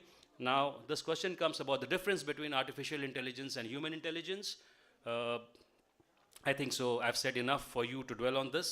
Again, I'll skip it because we're running short of time. We're running a bit delay in our schedule. Now, another query. Who is this gentleman? I hope you're able to know it. AI मत use कर लीजिएगा कि कौन है ना. थोड़ा अपने याददाश्त से बताइए कौन है ये. To the grey heads. ठीक है, जो जिनके बाल मेरे तरह सफ़ेद, उनको तो इसका जवाब मालूम होना चाहिए. Anybody? No? Okay. His name is Garry Klimovich Kasparov. Garry Kasparov is the chess grandmaster. Okay. It's interesting. I was going through a TED talk. वहीं से मैंने उठाया था. So in 1985, Garry Klimovich Kasparov became the youngest world chess champion at the age of 22 years, 6 months, and 27 days. Right? He was the youngest world chess champion. Earlier in 1985, Kasparov played simultaneous exhibition. That is, he played against 32 of the world's best chess playing machines in Hamburg in Germany. Mind you, one human being playing against 32 experts. Okay? And the surprising part was he won all the games. He played simultaneous chess with all those 32 players or the machines, and he won each and every one. But it didn't surprise many people that he beat 32 computers in one go. It's not me who's saying, it's his words. This is available on TED Talk, okay? And in 1997, that is exactly 12 years later, Kasparov was struggling against one computer. Mind you, he defeated 32, and 12 years later, he was struggling against one computer in a match that the cover of Newsweek magazine had labeled as the brain's last stand. माने इंसान खत्म हो रहा है, machine हावी हो रहा है. Terminator, Matrix, and वो रजनीकांत का कौन सा मूवी था वो जो खड़ा जाता रहा हाँ रोबोट देखिए. So अब वो उसका ज़माना आ रहा, right? So he says that Kasparov played 2 matches against the IBM supercomputer whose name was the Deep Blue. The first match was in Philadelphia, which Kasparov won, and the second match was a rematch in New York, which Kasparov lost. Right? And then Kasparov said that it was not Deep Blue that defeated him. Mind his, see the temperament of champions. That's what I say. You need to learn from these world champs. He says that it was not Deep Blue that defeated him, but humans who created Deep Blue, like Anantaraman, Campbell, Huan, and Su. So these were the people who had designed and created Deep Blue, which defeated him. And he says that the machine's triumph was human triumph. Now, this is the side of mindset I want you in children, that even in defeat, what he's saying is that the machine's triumph, okay, the machine triumphed over Kasparov, but he says that machine's triumph is human's triumph, and humans are surpassed by our own creations. हम अपने creation से अपने आप को चुनौती देते हैं, हम उससे आगे बढ़ते हैं. Any corrections for me here? No? Google, WhatsApp. On 12 December 2024, Gukesh Domaraju became the youngest universally recognized champion in the history of chess. So I said that Kasparov became the champion at 22 years. Any idea at what age Gukesh became the champion? Again, it's controversy. सब as में बड़ी controversy चलती. कोई 17 बोलता है, कोई 18 बोलता है. हम 4 जगह खोजें. बन तो गया ना, छोड़िए. अब कितने में बना उससे क्या लेना देना? Right? हमारा हिंदुस्तानी बन गया, हिंदुस्तान का नाम हो रहा, हम इसी में खुश हो जाते हैं. Right. Now the Deep Blue was victorious, but was it intelligent? Kasparov asked the next question, that the Deep Blue was victorious, but was it intelligent? Kasparov says no. Machines could defeat humans once hardware got fast enough and algorithms got smart enough. So he's saying the first match he lost. Why? Because the hardware was not fast enough and the algorithm was not smart enough. So in the second match, that was rematch, when the hardware became faster and the algorithms became smarter, Kasparov lost. So in February 1996, Kasparov had played 182 World Chess Championship games and hundreds of other games with other chess players in various competitions. And he knew what to expect from himself. जो लोग जीतते हैं, जो लोग जो है वो cricket का मैदान हो, चाहे फुटबॉल हो, चाहे चेस हो, उनकी महारत ये रहती है कि वो अपने आप अपनी कमज़ोरी, अपनी ताकत को पहचानते हैं और साथ में अपने जो उनके ओपोनेंट्स होते हैं उनकी कमज़ोरी, उनके सलाहियत, उनके ताकत को पहचानते थे. He said that I had played 182 world championships and by that time he was well aware about his opponents. How? Because he used to observe their body language and he used to observe their eyes. उनको ये समझ में आता था कि वो इंसान वो गेम हार रहा है कि जीत रहा है और उसी के हिसाब से वो अपने चाल चलते थे. लेकिन यहाँ डीप ब्लू था, न चेहरा था, ना बॉडी लैंग्वेज थी, बस एक डब्बा बैठा हुआ. अब उसका आप क्या देख के समझिएगा कि तो Kasparov says that's quite natural. He was frightened, he was fearful कि अब इस डब्बे से हम क्या उम्मीद करेंगे कि इसके पास न जज्बात है, न इमोशंस है, न फियर है, तो हम क्या करेंगे. So he says that there was fear, there was doubt in Kasparov's mind that Deep Blue was free from all these. He says that he learned. उसने क्या समझा कि इंसान को अपने डर पर काबू पाना होगा. अगर ज़िंदगी में कुछ करना है, कुछ पाना है, तो उस डर को पीछे हटाना होगा, वरना आपका कुछ नहीं हो सकता. Right. So Kasparov thought that what if he combined. अब उसकी सोच देखिए, वो कितना पॉजिटिव सोचते हैं. वो कहते हैं कि उन्होंने सोच, अगर ह्यूमन इंट्यूशन को मशीन्स के कैलकुलेशन के साथ जोड़ दिया जाए, ह्यूमन स्ट्रैटेजी को मशीन्स के टैक्टिक्स के साथ जोड़ दिया जाए और ह्यूमन एक्सपीरियंस को अगर मशीन्स के मेमोरी के साथ जोड़ दिया जाए, तो इट विल बिकम इनविंसिबल. ये जो जोड़ है, it will become invincible and it could be the perfect game ever played. So in 1998 his idea came into existence that was called advanced chess. And एक तरफ Kasparov बैठे, उनके साथ एक कंप्यूटर रखा गया और उनके एक पार्टनर बैठे उनके ऑपोजिशन में, उनके साथ एक कंप्यूटर रखा गया. And the show was a flop show. काम नहीं किया. So in 2005 a team of grandmasters played against top machines. तो अब एक साथ पूरे grandmasters बैठे machines के साथ और दूसरी तरफ grandmasters and the machine. But the winners were neither grandmasters nor supercomputers. The winner तो माने जो machines थे ना वो जीते और ना grandmaster जीते. जो जीता कौन? That was a pair of amateur American chess player. वो छोटे दो बच्चे थे जो चेस खेलते थे और उनके साथ 3 कंप्यूटर थे. माने वो 2 बच्चे 3 कंप्यूटर चला रहे थे और उन्होंने ये ग्रैंड मास्टर्स और कंप्यूटर्स को हरा दिया. So he said the skill of coaching their machines effectively counteracted the superior chess knowledge of their grandmaster opponents and much greater computational powers of others. What Dr. Chandra Kumari said कि ये उतना ही जवाब देगा जितना मैं इसके दिमाग में इंफॉर्मेशन डाली हूँ, उससे ज़्यादा पूछिएगा तो वो भी कंफ्यूज कर जाएगा. हमारे computers can also confuse, right? So he says, so what is the learning again for what Mr. Kasparov gave is that a weak human player plus machine plus better process is always superior to a powerful machine alone. But he also said a weak human player plus machine plus better process is far superior to a strong human player plus machine plus inferior process. When he's correlating what grandmasters along with the computers did to amateurs, what they did with a computer. So again, children, a lot of learning for you. So this convinced Kasparov that he would need better interfaces to help him coach the machines towards more useful intelligence. Human plus machine wasn't the future, it's the present, right? So Kasparov went on to correlate how translation is done online. हम लोग translate करते हैं ना, कभी किसी की हिंदी कमज़ोर है, किसी की अंग्रेज़ी कमज़ोर है, तो आजकल वो free translation online आता है. तो हम क्या करते हैं, ऑनलाइन ट्रांसलेशन हम वो डाल देते हैं, वो हमको दे देते हैं, but that translation is only 80 to 90% correct.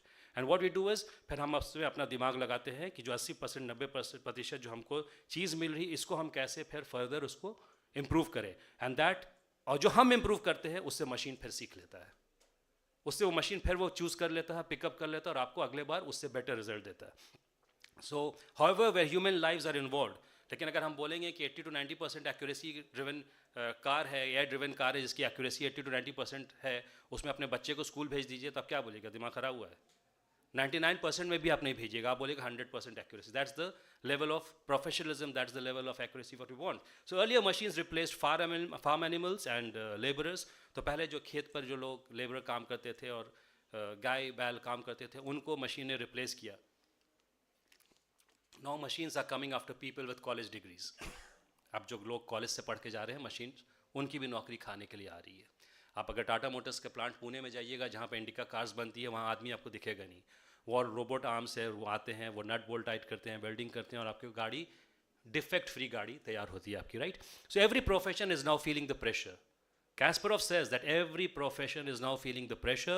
We don't get to choose when and where technological progress stops. ये हमें नहीं पता. We cannot slow down. In fact, we have to speed up.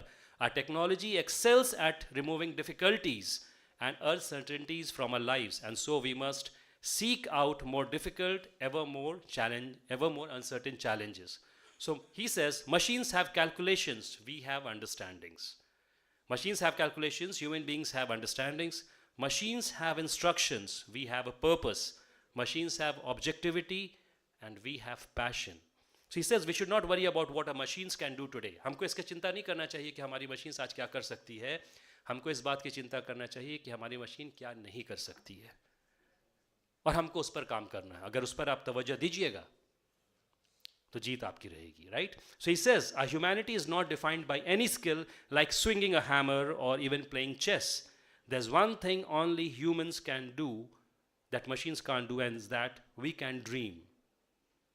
We can dream and we can do it. So again, I take this opportunity of congratulating Chandana Kumari ji, Dr. Chandana Kumari ji, जिन्होंने ये dream किया and this workshop को साकार किया.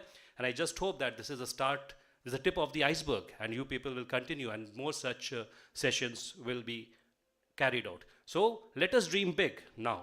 Let us dream big, but the bigger question is, how far should we take this? क्या जहाँ से हम शुरू किए हैं वहीं पर वापस जा रहे हैं? ये फैसला आपको करने का है कि इंसान इवॉल्व किया, वो हैवान से इंसान बना, कहीं ऐसा ना हो कि वो वापस हैवानियत की तरफ चला जाए. So that choice, that say is yours. Okay? So we have certain unfounded fears, and in the word of Shelley Palmer, professor of advanced media in residence at Syracuse University SI Newhouse School of Public Communications, she says that it's not that AI is going to take your job, it's that someone who knows how to use it well is going to take your job. So AI won't take your job, but somebody who knows how to utilize the AI, that person will certainly take your job, okay? And in the words of Stephen Hawking, he says, the development of full artificial intelligence could spell the end of human race. Mind you, it's a big warning. The development of full artificial intelligence could spell the end of human race. It would take off on its own and redesign itself at an ever-increasing rate. Humans who are limited by slow biological evolution wouldn't compete and would be superseded. Now, one of the signs, what we people believe is that what we have been taught is the signs of doomsday is कि इंसान इंसान को बनाने के करीब पहुंच जाएगा जब उसके अंदर आत्मा रूह फूकने का बस उसके पास वो लम्हा बाकी रहेगा. That is the time when the world will collapse, because God is not going to allow you to create humans. So that will be the end of humanity, right? So now I come back to my earlier query. Dr. Chandra Kumari, can you please give me the answers? Can robots replace humans completely? What was the results?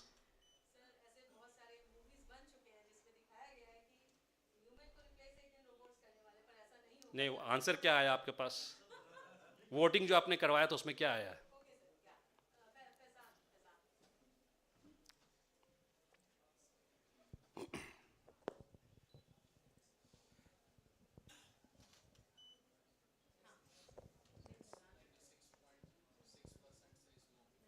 .6% says no, but मुखालफत होना बहुत ज़रूरी होता है. अगर सब कोई हाँ करने लगे तो मुश्किल होता है. तो it's good that 3.4% says yes. So good luck to them, and I would not say that you stand up and tell me कौन है वो लोग. So it's good. It's encouraging to note that. Now second question, is AI indispensable or not? 72.4% says yes. Good. So it's time for you to think that what do you want to do. So with this, if you have certain questions, you can ask me. Otherwise, I'll leave. I take your leave, and I believe there's a tea break, and then the stage will be for Dr. Chandrasekhar Azad.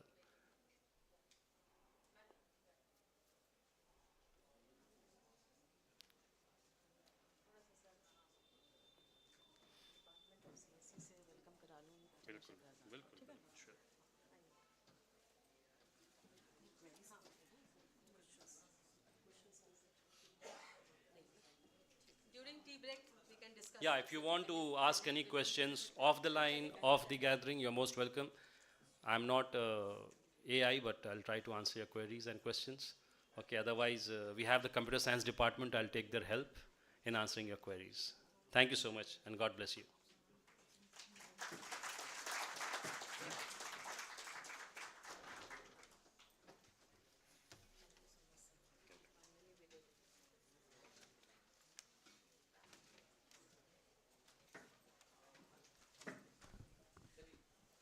बहुत बहुत धन्यवाद sir.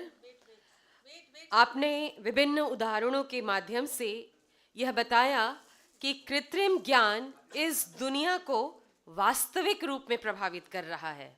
इस वास्तविकता को हम सभी स्वीकार करें और स्वयं को इस नवीन तकनीक से रूबरू कराएं. ज्ञान और कौशल के माध्यम से ही हम इसके सकारात्मक पहलू का उपभोग कर सकेंगे और इसके नकारात्मक पहलू को जानकर स्वयं एवं समाज की सुरक्षा को सुनिश्चित करेंगे. यह हम सभी का दायित्व भी है. तो आपके द्वारा दिए गए ज्ञान के लिए हम आपका बहुत बहुत धन्यवाद करते हैं. मैं बताना चाहूँगी कि इस सेशन 1 के रेपिटर मतलब इनकी समीक्षा कर रहे थे श्रीमान तौसीफ अहमद साहब. हर सेशन के जो प्रवक्ता होंगे उनके व्याख्यान की समीक्षा करने के लिए हमारे समक्ष 4 रेपिटर 4 सेशन के लिए उपलब्ध हैं. जो सेशन 1 में श्रीमान तौसीफ अहमद साहब, मैं आपका धन्यवाद करना चाहती हूं कि आपने इसके लिए रेपिटर की भूमिका निभाई. और मैं हमारे कन्वीनर के निर्देशानुसार अब मैं कंप्यूटर साइंस एवं इंजीनियरिंग विभाग के सभी गणमान्य जो यहाँ पे हैं उपस्थित जन जो हैं, मैं आप सभी को मंच के समीप बुलाना चाहूँगी. कंप्यूटर साइंस एवं इंजीनियरिंग विभाग के जितने भी सदस्य हमारे यहाँ अभी उपस्थित हैं इस सभागार में, आप सबों से निवेदन है कि मंच के समीप आ जाएं. आपको बताना चाहूँगी कि हमारे आज के इस कार्यशाला के प्रमुख प्रवक्ता डॉक्टर चंद्रशेखर आज़ाद जी इस सभागार में उपस्थित हो चुके हैं. तो इनका भी हम स्वागत करेंगे और साथ ही हमारे गवर्निंग बॉडी के प्रमुख सदस्य श्रीमान शकील गनी साहब को भी मैंने इस सभागार में देखा है, तो उनका भी बहुत बहुत स्वागत हम करेंगे।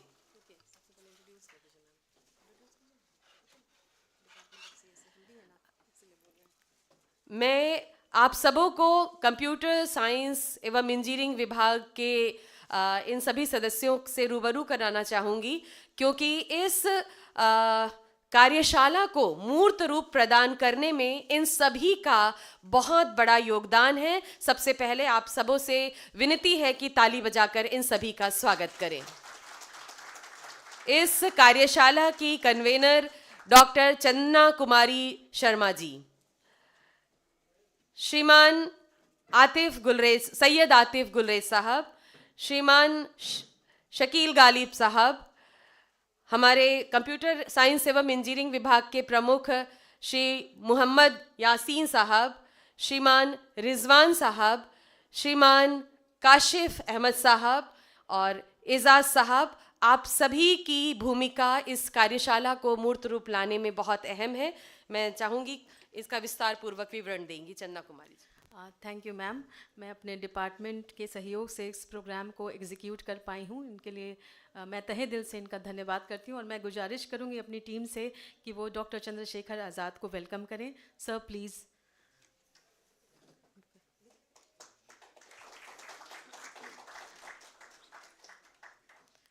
आ जाइए दोनों तरफ सर। यासीन से इधर आ जाइए आप। Rizwan sir.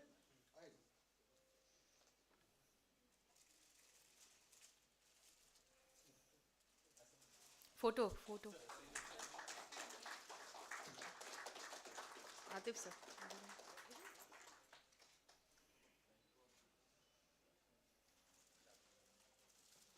Thank you so much sir.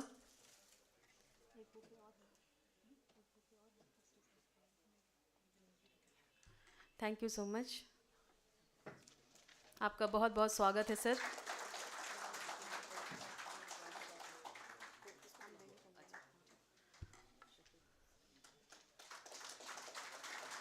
Department of computer science and engineering, आप सभी का बहुत बहुत धन्यवाद।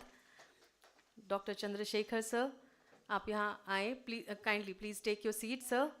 Thank you so much. Rao ma'am, over to you. अब मैं डॉक्टर चन्ना कुमारी शर्मा जी से निवेदन करती हूँ कि हमारे अल कबीर पॉलिटेक्निक के गवर्निंग बॉडी मेंबर श्रीमान शकील गनी साहब को पुष्पगुच्छ देकर उनका स्वागत करें।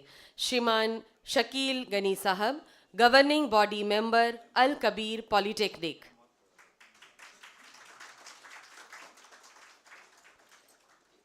इस कार्यशाला को मूर्त रूप देने में सर आपका भी बहुत सहयोग है।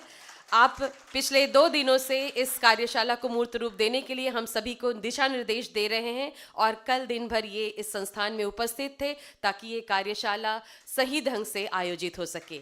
आपका हम बहुत बहुत स्वागत करते हैं। अब हम इस कार्यक्रम में कुछ मिनटों का अंतराल लेंगे। आप सभी को इस ठंड में थोड़ी गर्म चाय की चुस्की देने के लिए आपको आमंत्रित करते हैं। इस सभागार के बाहर चाय की व्यवस्था की गई है, आप सब उसका आनंद लें। आपको बता दें कि यह टी ब्रेक कुछ मिनटों का है, तो फटाफट टी ब्रेक का आनंद लेकर इस सभागार में वापस पहुंच जाएं।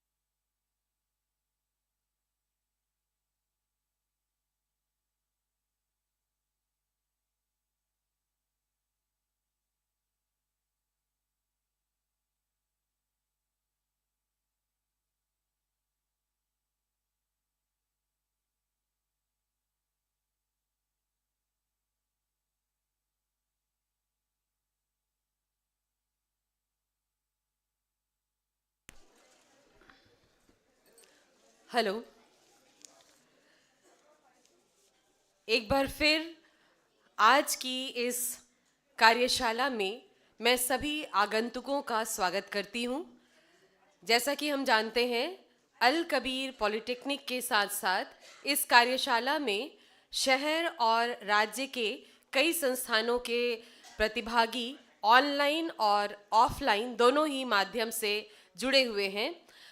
इसका प्रसारण संस्थान के आधिकारिक यूट्यूब चैनल पर किया जा रहा है और सेशन 2 के प्रमुख प्रवक्ता डॉक्टर चंद्रशेखर आज़ाद, सहायक प्राध्यापक NIT जमशेदपुर, हमारे इस सभागार में उपस्थित हैं।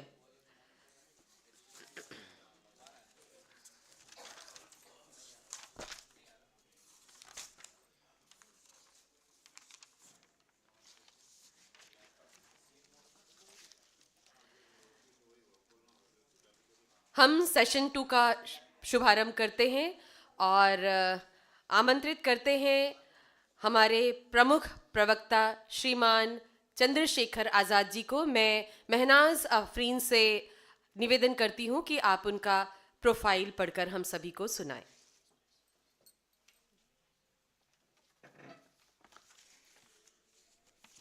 Good afternoon, everyone. Dr. Chandrasekhar Azad is an accomplished academic and researcher, currently serving as an assistant professor in the Department of Computer Science and Engineering at the National Institute of Technology, Jamshedpur. He completed his MCA with a gold medal for Best Master's Degree in Professional Courses from Ranchi University in 2011 and earned his PhD in Computer Science and Engineering from Birla Institute of Technology, Misra, Ranchi in 2017. A UGC NET qualified scholar in computer science and applications, Dr. Azad has published 60 research papers in internationally reputed journals and conferences, earning recognition with 4 Best Paper Awards, an active reviewer for prestigious journals and conferences. He also holds 5 patents. His research expertise spans intrusion detective systems, meta-heuristic algorithms, SWAN intelligence, pattern recognition, data mining, medical data mining, machine learning, and deep learning. We welcome you, sir, and we request you on the stage, please. Thank you.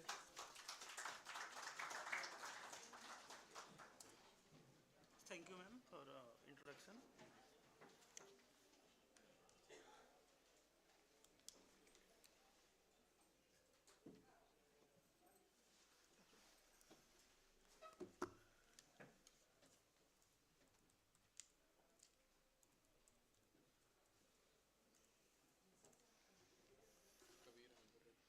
One, two, three, four, five था।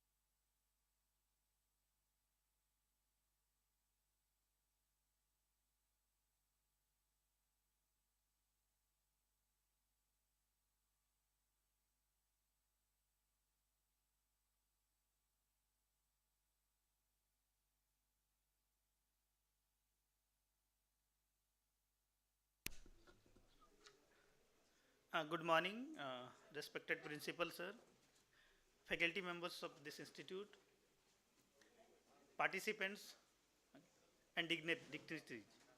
Okay. Today, it's my both uh, honor and privilege to deliver a lecture on exploring the impact of AI in real-world applications, in which what I will cover up AI foundations, its evaluation, machine learning, and deep learning algorithms. Okay. These are the content that I will cover up, like introduction to AI, history, definitions, key milestones in artificial intelligence, machine learning models. There are the two types of models I will cover up here, like supervised learning, unsupervised learning, reinforcement. The core algorithm for some of the algorithms I will discuss, like neural network, decision tree, support vector machines. Okay. Deep learning, then applications of AI. Okay, that will depends on the what time. Okay, accordingly what we will discuss how we can design intelligent systems. Then how the performance of the machine learning models will be evaluated. Basically what in the real world we are surrounded by humans and who can learn everything from their experiences, like all of we are doing in our day-to-day life. Okay, but here 10 years ago, if we see the machines, okay, can machines will have the intelligence or not? Can machine learn from their experiences, from the past data, etc., like human beings does? Okay, so basically here the computer or machines which works on our instructions, okay, they can be intelligent, and that will be given by the machine learning AI. So now let's come to the what is AI.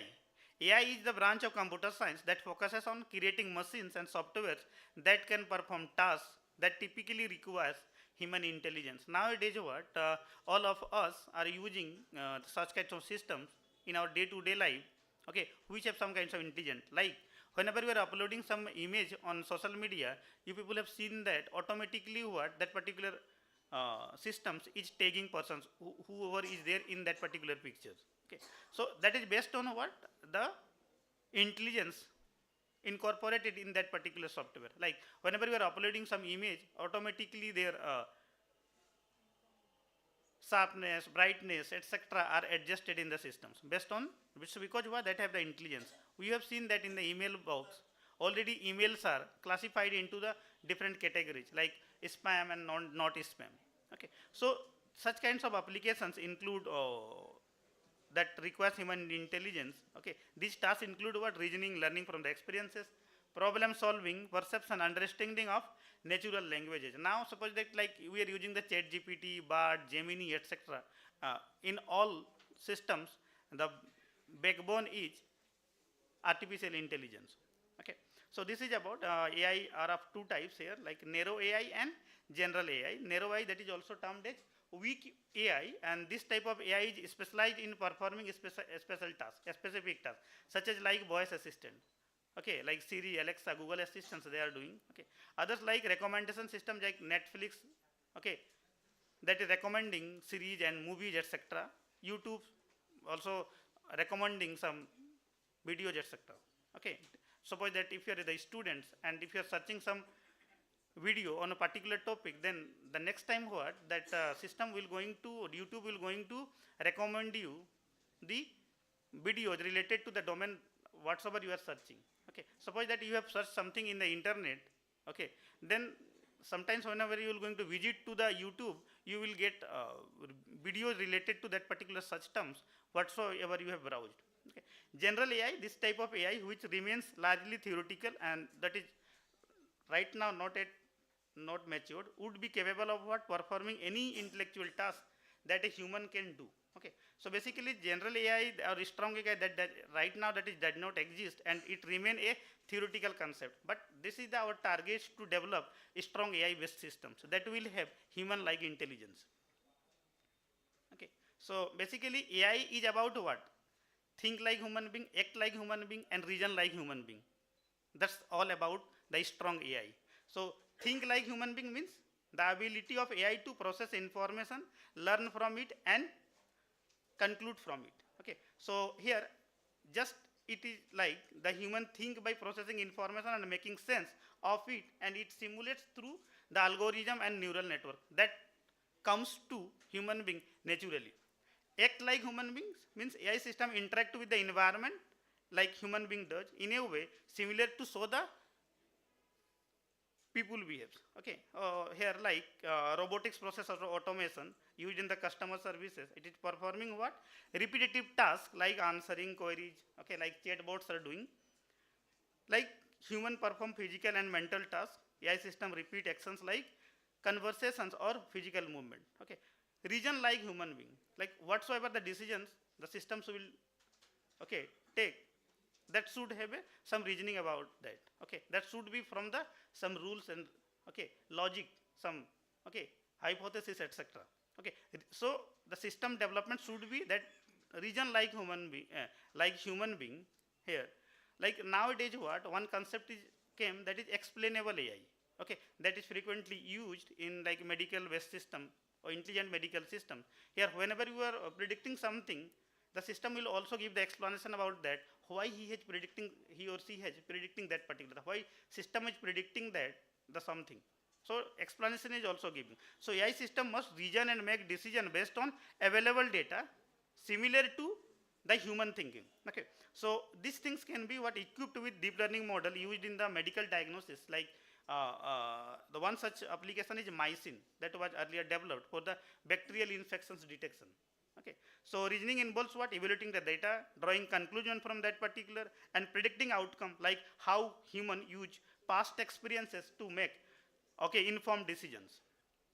So this is the historical perspective. Okay, we're not going to give much focus on that particular. However, so always we have to understand about what is our root, from where that journey started. Like Walter Pitts published the first paper on artificial neurons, okay, proposing a model for brain using electrical. 1949, Hebb formulated about Hebb learning, and which was the foundational concept of machine learning. 1950, Alan Turing has published a paper that is Computing Machinery, Intelligence, and that is about Turing test, in which what, through which what Turing test we can determine whether the system is intelligent or not. Okay, so in Turing test what, there are the three persons are there. One is interrogator, one is human experts, okay, and one is computer. Okay, human interrogator is asking question to both human and the computer. Okay, and they are talking, their communication is take place through teletyping, not through voice or something. Okay, so that what, interrogator is not able to know, not knowing that who the response is coming from, either of human or the computer. Okay, here the computer's task is to, system's task is to fool the interrogator. Okay, like giving response. So if the computer is able to fool the interrogator, it means that what, that particular system is having intelligence. Okay, the term artificial intelligence was coined by John McCarthy in 1956. In 1966, Joseph created the ELIJA, that was the first natural language processing program. Okay, ELIJA is a very small tool. Simply what you can install that particular, and in the prompt what you can communicate to the ELIJA. So like, hi, how are you? Okay, the system will going to give you response. Nowadays what we are doing is through the ChatGPT. Arthur Samuels, okay, developed checkers playing program, and that could improve its performance over time by learning from the experience. Okay, these are the earlier development in the field of symbolic AI from 1970 to 80. Okay, okay, then AI winter and about here basically what, here late 90s and early 90s, AI faced significant setbacks due to limitation in the computing power. Okay, to limitation in the computing power, data availability, etc. Then in 1997, what, like sir has already discussed about that, the IBM's Deep Blue defeated world chess champion Garry Kasparov, okay, marking a major milestone in AI's ability to perform complex tasks. Okay, 12, okay, that is about deep learning took off with the advent of AlexNet neural network, which significantly improved image recognitions. Now what, whenever you will see the Google Photos, automatically what you need not simply what you have to upload your photographs in the Google Photos, automatically that particular will going to group those photos. Okay, similar photo will be placed into a single clusters. Okay, so you need not to do it manually or etc. System is automatically doing with the help of the deep learning. Okay, 2016 AlphaGo developed by the Google DeepMind defeated a professional Go player. Okay, making a huge leap in the AI's ability to tackle the complex task. Okay, 2000 AI's research begin as advanced in the machine learning.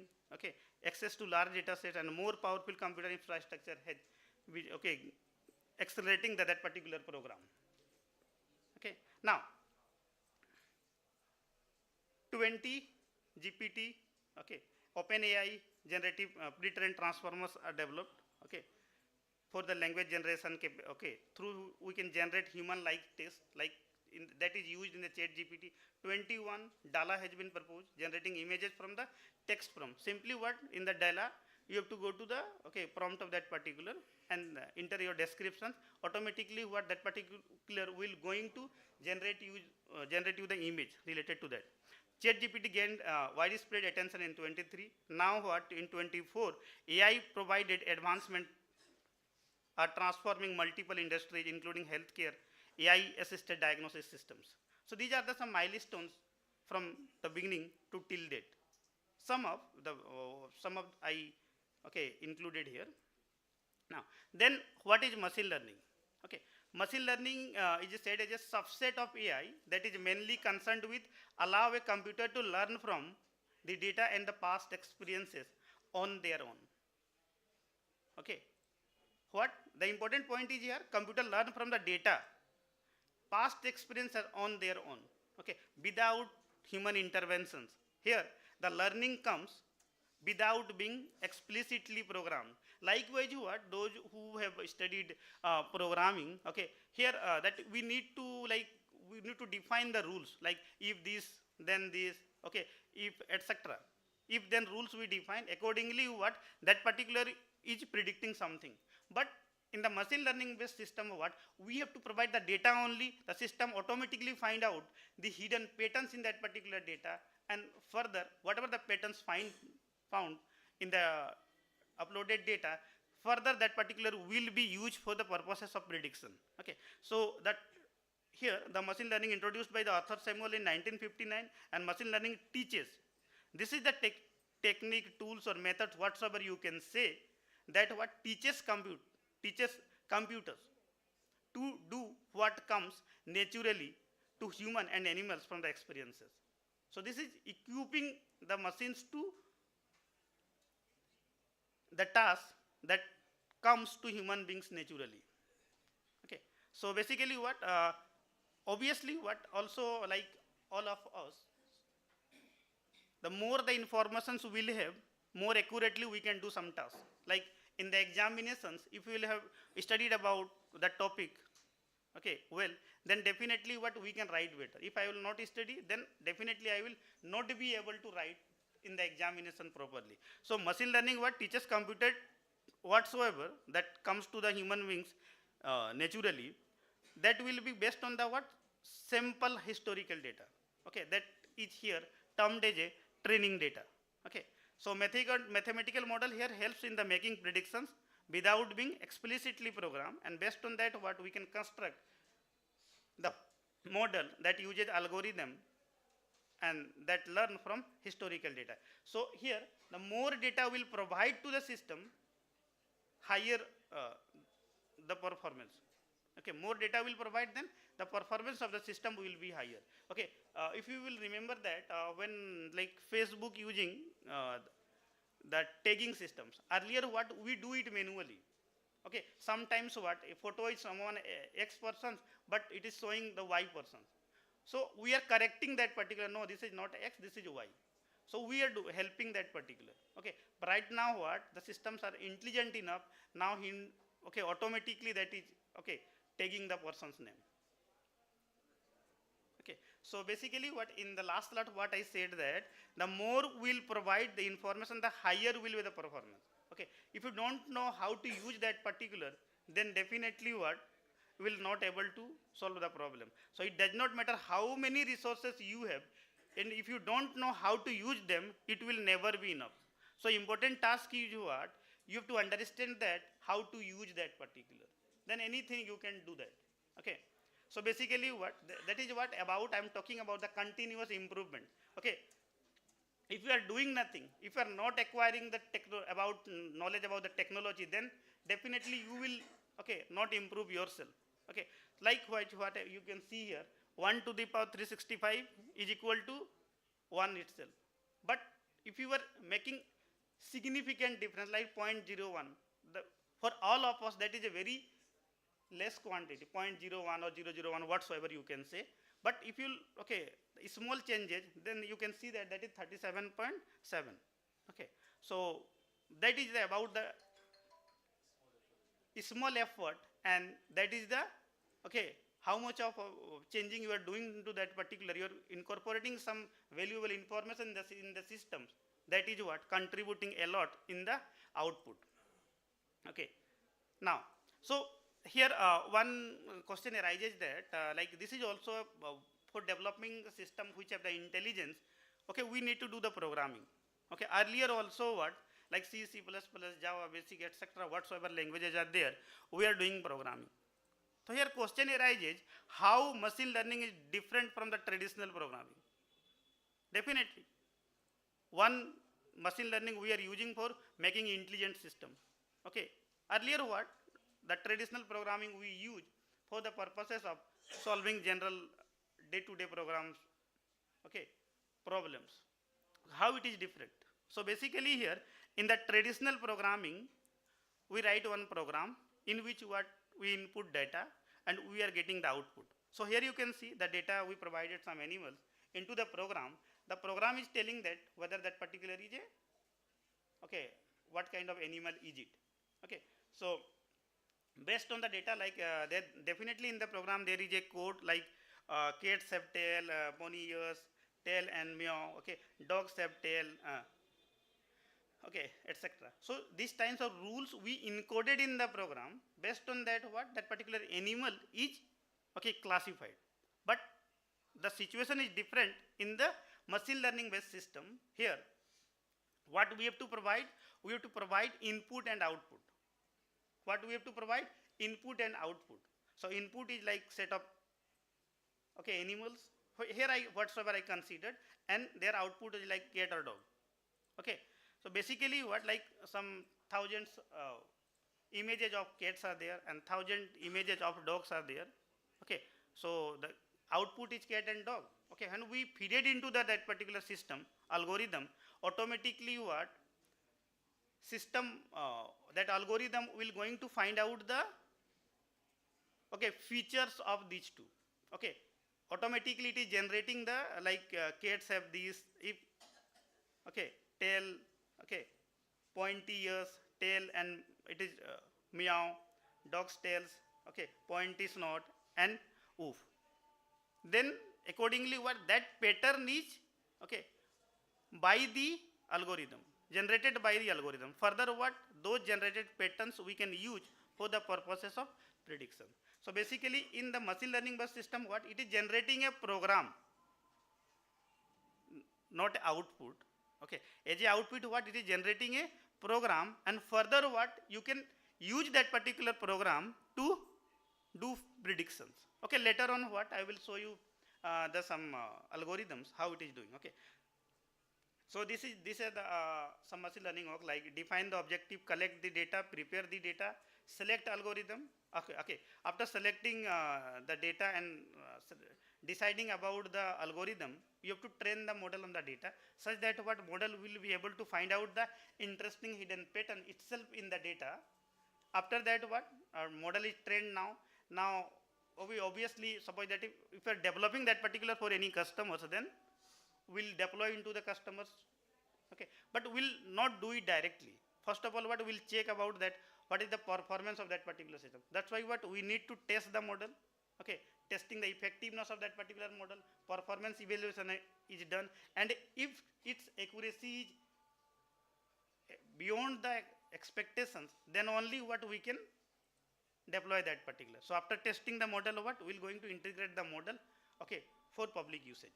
So this is the life cycle of machine learning. Define the objective, okay, then collect the relevant data, relevant past experiences. Then we have to pre-process the data, like handle the noises, okay, handle the missing values. If there is any outliers are there in that particular, then handle that particular, okay. If too many dimensions are there, too many attributes are there, then what to do? We need to remove the irrelevant features, okay. Then after pre-processing, what we have to do? Select the algorithm and train the model, okay. Iterativity, we have to change the, okay, data set size, okay. We have to fine tune the hyperparameters. Then thereafter what? After training the model, okay, we have to test the model about its effectiveness, and then finally, if its performance is good, then only what will be able to deploy that. Okay, so this is the process shown here. Okay, input, feature extraction will be done, then relevant features will be selected, then those data will be fed into the machine learning. Okay, then classifier model will be generated. Okay, then we will get the output. So this way, what training and the prediction is takes place. So this is actually what? This is the data we are feeding into the system, algorithm, okay, and the algorithms automatically find it out about such kinds of model. So this is the output of the decision tree algorithm, okay. So we feed it what? Tabular data, system generates the models, okay, rules, and that those rules we will going to use for the purposes of prediction, okay. So basically here, okay, the more data we'll provide, definitely what we will get more generalized rule, and this way what the accuracy of the system will be increased. Okay, so these are the four terminology, okay, already sir has shared with different way. So AI is the superset, ML is the subset of artificial intelligence, okay, deep learning, which is subset of ML, and neural network, this is the core, which is the subset of deep learning, okay. So AI, already I told about that, the main objective is to creation of intelligent machines which think like human being, which act like human being, and which reason like human being, okay. Machine learning, science of getting computers do act without being explicitly programmed, okay. Deep learning type of ML, okay, that uses the multi-layer neural network to automatically learn and extract features from the large amount of data. In the layman terminology, what is deep learning? Okay, initially what? We need to collect the data. Okay, like different features we decided, and based on that, we'll collect the data. Okay, but in the deep learning what? You need not to do feature selection. You have to input the data, unstructured data you have to put into the system. System will automatically find out the important features in that particular. And further those, okay, features will carry forward for the, okay, and data to train the model. AI, okay, artificial neural network, okay, interconnector group of nodes inspired by the, and that it mimics the working of the human brain. So these are the four terminology, these are the popular nowadays, okay. Life cycle, okay. There are the two types of machine learning systems are there. Actually not two types, 3-4 types, okay. But these are the main two types, supervised learning and unsupervised learning. One more is there, okay, like reinforcement learning, and a technique which is combination of these two, supervised and unsupervised, that is called semi-supervised learning, okay. Unsupervised, that is clustering, supervised, that is classification and regression, okay. In unsupervised, group and interpret data based on input data, whereas in the supervised, develop predictive model based on both input and output data, okay. In the very first one, the unsupervised, we only provide the inputs, okay. Their class levels, the outputs are not known, whereas in the supervised learning, what you need to give both input as well as output, okay. And in semi-supervised learning, the sum of the data points will be of having input data, and some of the data will be labeled and some of the data will be unlabeled, okay. Supervised learning again categorized into two categories, regression and classification, okay. And unsupervised is clustering. Let's see that, okay. Unsupervised learning, already I told, discuss about that, learning a model from unlabeled data, and in the supervised learning, training a model from the labeled data, okay. So this is the workflow of supervised learning, here what we provided here, the input and the level of the data, output of that particular. We feed it into the model and it is generating the prediction model. Further what? We are doing the prediction here. Okay. So supervised is a type of machine learning where an algorithm is trained on a labeled data set and each input data point is associated with a specific output label. And the goal of the algorithm is to learn a mapping from input to output. Okay. So based on that, whatever the mapping is takes place from input to output, that will going to generate the models, rules, etc. Okay. Unsupervised learning, we only provided the input. We haven't provided the output here. So you can see where we provided unlabeled data. Okay. It generates the model. Okay. And in output what we are getting? The clusters. Okay. Like the dogs are placed in one and the cats are placed in another cluster. So groupism it is doing. Okay. So this is basically in such type of algorithm, machine learning, where the algorithm works on unlabeled data. Okay. And the example is clustering. Okay. Like k-means, k-mode, k-modoid, etc. Okay. So let's see about how main task is to make intelligent system. Okay. The systems will be perform task without being explicitly programmed. Okay. So let's see some of the algorithm, how it is doing that particular task, how that is useful for making intelligent system. So one such very basic classifier is there. Okay. Initially I thought that I will prepare for the research related, then I came to know that what from the diverse disciplines here participants are there. That's why I included very basic thing. Okay. Later on what I included some advanced concept also. So one such classifier is KNN classifier, that is K nearest neighbor classifier. Okay. So here in this word it is used for the purposes of classification as well as regression.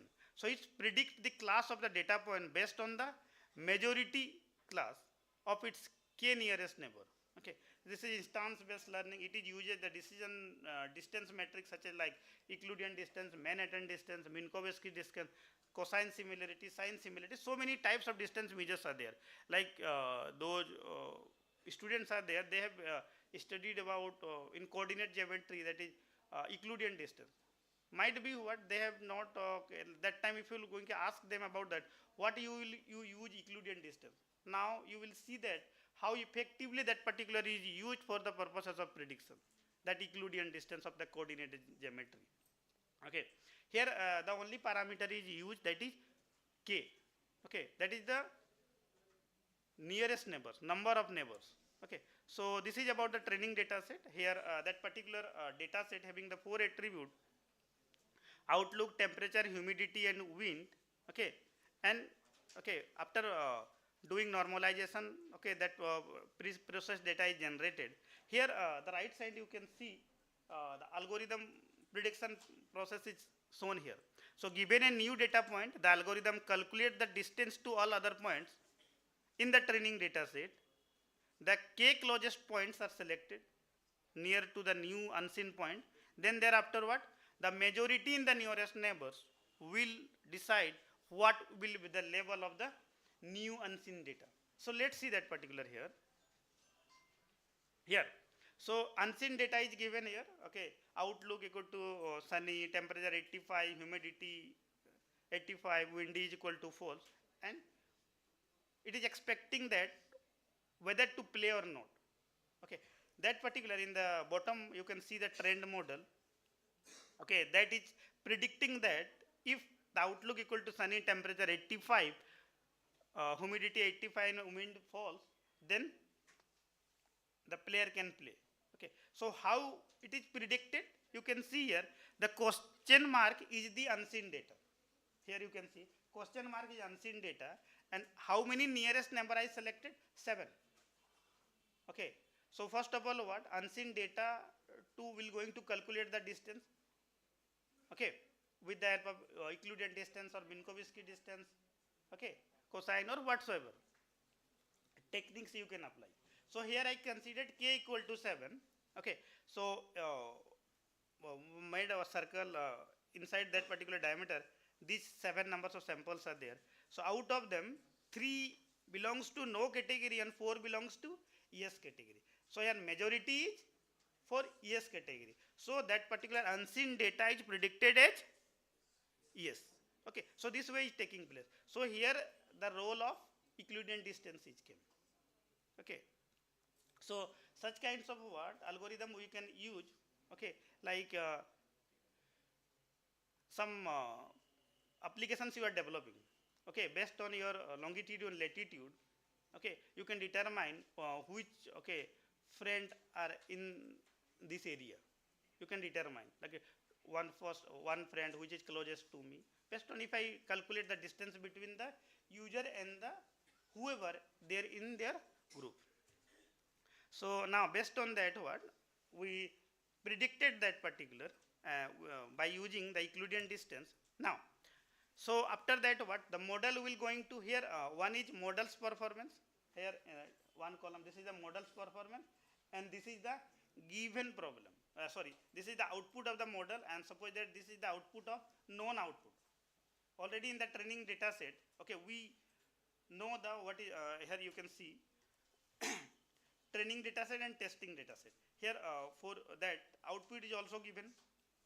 Okay, so one column is for output of the model and another one is column is for output of the or that is the given output associated with the training data set and we are matching that. So here you can see 71.43% matching it. Okay, this is the accuracy of that particular. In the 71% of the outputs are matching along with the given data and the whatsoever the model has predicted. Okay, similarly if you are going to vary the value of k, here the only parameter is used, that is k. Okay, if I vary k equal to 3, then model is giving 78.71%. If k equal to 5, you can see here model is giving 71% and if k equal to 7, that is giving 64%. Okay, that is actually what for representational purpose, not on experiment basis. Okay, so if you are going to vary the data, what I observed that in the institute, whoever is doing PhD or a master's students, actually what they are executing the program, okay, on any k value of k, like k equal to 10, and they are okay, sir, I got 80% accuracy. This is the best. So I am suggesting that for the students, don't do that. Okay, we have to vary the value of the parameter, hyperparameter. Like sometimes you have to consider k equal to 3, sometimes you have to 3, 4, 5, 6, 7, 8, 9, 10. Okay, and wherever you are getting the best result, you have to cite that particular in your paper. Okay, so the result is somehow by the impacting by the value of k. Okay, so this way what this is the general working of k nearest neighbor classifier. One important classifier, that is decision tree classifier.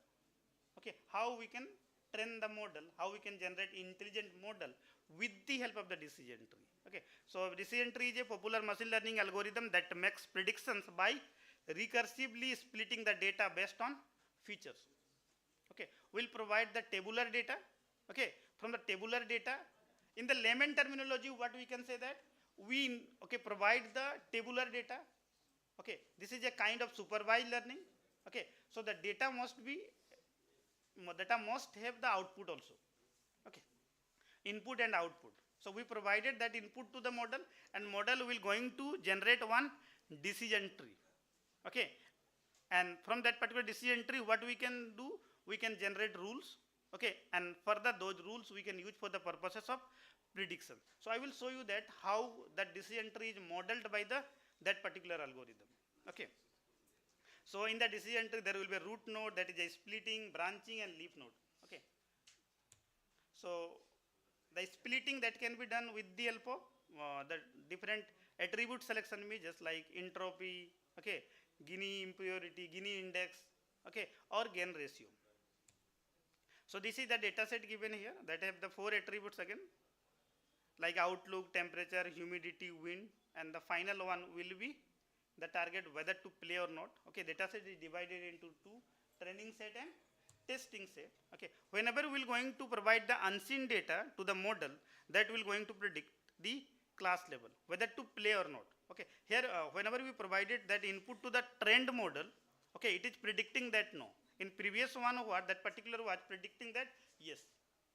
Okay, now let's see how it is takes place. Okay, so starting with the all training samples in the root node. Okay, in each and every features, what we will going to do, sort the feature value, consider all the possible thresholds between the adjacent values as potential speed. Okay, accordingly, what you can see here in the very first Sunny, the split point is after 12. Okay, similarly in the overcast, somehow there. Okay, after 10th. Okay, rainy, and this way what we find out the splitting point in each and every. Okay, this is based on the Gini index, Gini impurity. Okay, and this is the formula 1 minus P1 square minus P2 square Pi square. Okay, this way what we calculate, and the splitting point that is found at like 0.394. Similarly, what we need to compute the Gini impurity for each and every attribute. Later on, what the attribute which have the least impurity, Gini impurity, that will be considered as a root node. And further that what the tree will be grow, and the same mechanism will be followed recursively. So what we have to remember, for each and every features we need to compute the Gini impurity. Okay, the attribute which have the least impurity, that will be selected as a splitting node, and from that what the branches will be grow. Again what the samples we satisfied, again the same concept we apply on the remaining data set. Okay, this way that will be take place. So finally what such kinds of tree will be generated. Okay, now what like this is the one of the leaf node. Okay, here now in that particular leaf node, all the samples are belonging to one class. So we have to stop that. No further grow is possible here, because what all the samples in at that particular stage are belonging to the same category. So that's why we stop the creation of that particular. So that Gini impurity, with the help of the decision tree attribute selection measures, we constructed that particular decision tree. Okay, now further whatever the unseen data will get, will going to feed into that particular, and this way that will going to do predictions. Okay, that is shown here again, classification task. Okay, and here one is the known output, and this is the output generated by the model. Here that is giving 71.43% of accuracy. Okay, like some other parameters are also like max depth. Okay, if for the something. Okay, so that is called pruning. Okay, sometimes what some trees are right is skewed and left is skewed, so that can be handled with the help of the pruning. Okay, some depths of the decision tree will be cut off. Okay, pruned. Okay, and this way sometimes the performance of the systems will increase. Okay, so like sometimes like max depth equal to 4, max depth equal to 2. This is the task of pruning. Okay, now next this is also well known classifier, that is support vector machine. Okay, SVM classifier. Okay, this is also a kind of supervised learning. Okay, here already I discussed about that. We need to provide the input as well as output. Okay, so here main task is finding of hyperplane. So in binary classification SVM searches for a hyperplane that best separate the data points into classes. We need to find out that hyperplane. Okay, that best separating the data points. Okay, so hyperplane is chosen such a that the margin is large as possible. So many hyperplane are possible in a particular. Okay, if we are going to represent that particular in the 2D plane. Okay, so we need to find out a plane which is best separating the data points. Okay, let's see that.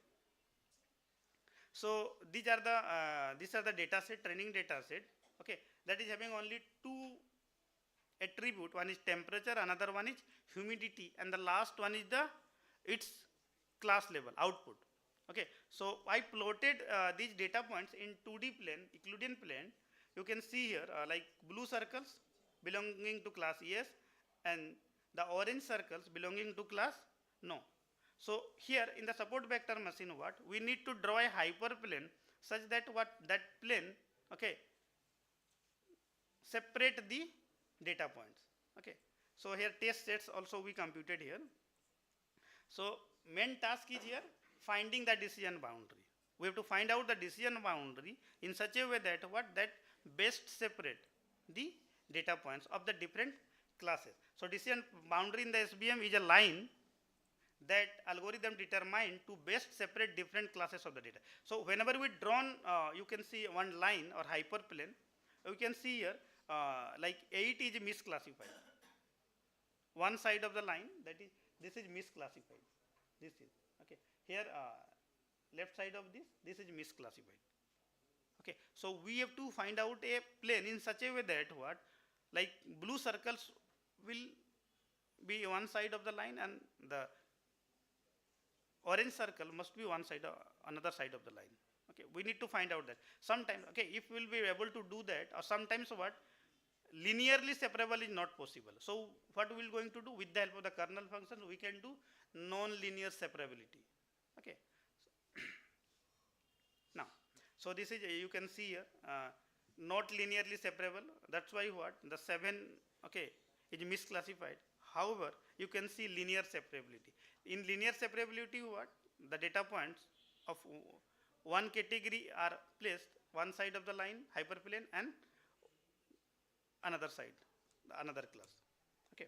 So main task is here, the margin maximization. So the margin in SVM is the distance between the decision boundary and the closest data point from each class. And these closest point are called support vector. So here, like point 3 and 4 and 5, these are called support vectors. Okay.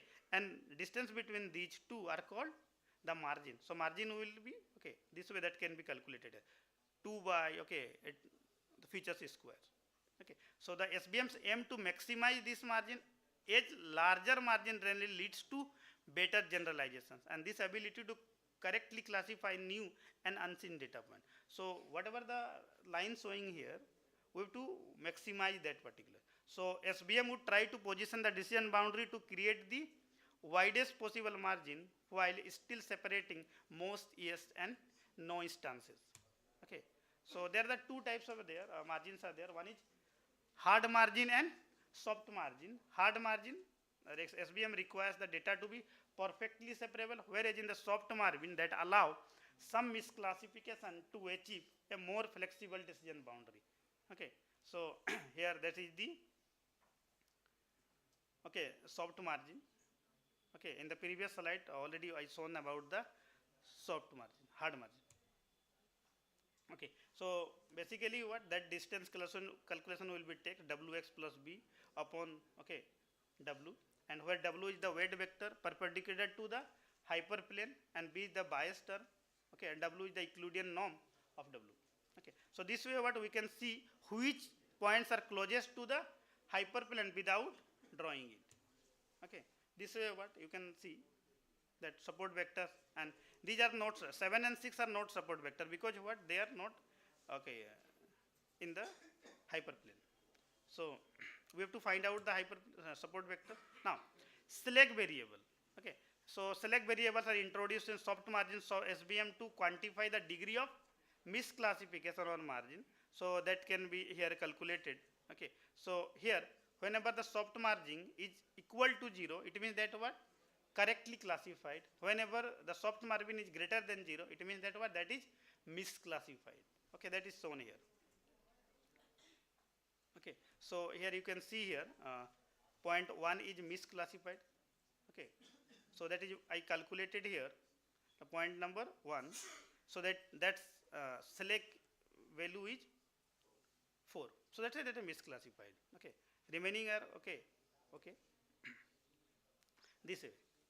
So this way what we can train the model. Okay, we need to learn the weight vector w, okay, and maximize the margin. That is the task, and that will what, iteratively that will be trained over, okay, by adjusting that particular parameter, okay, on the multiple run or multiple epochs that can be, and after some iterations what, the value of those will be fixed and that will be used for the task of prediction. Okay, so let's see. Okay, that is same thing is shown here, primal form of soft margin. Okay, now next one is about neural network, multi-layer perceptron. This is also a kind of supervised learning algorithm.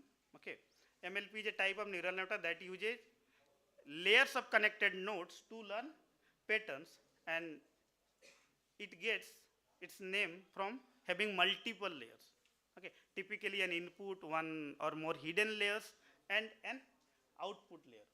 Okay, so it is composed of three things: one input layer, one output layer, and in between the input and output, there will be a many hidden layers are there.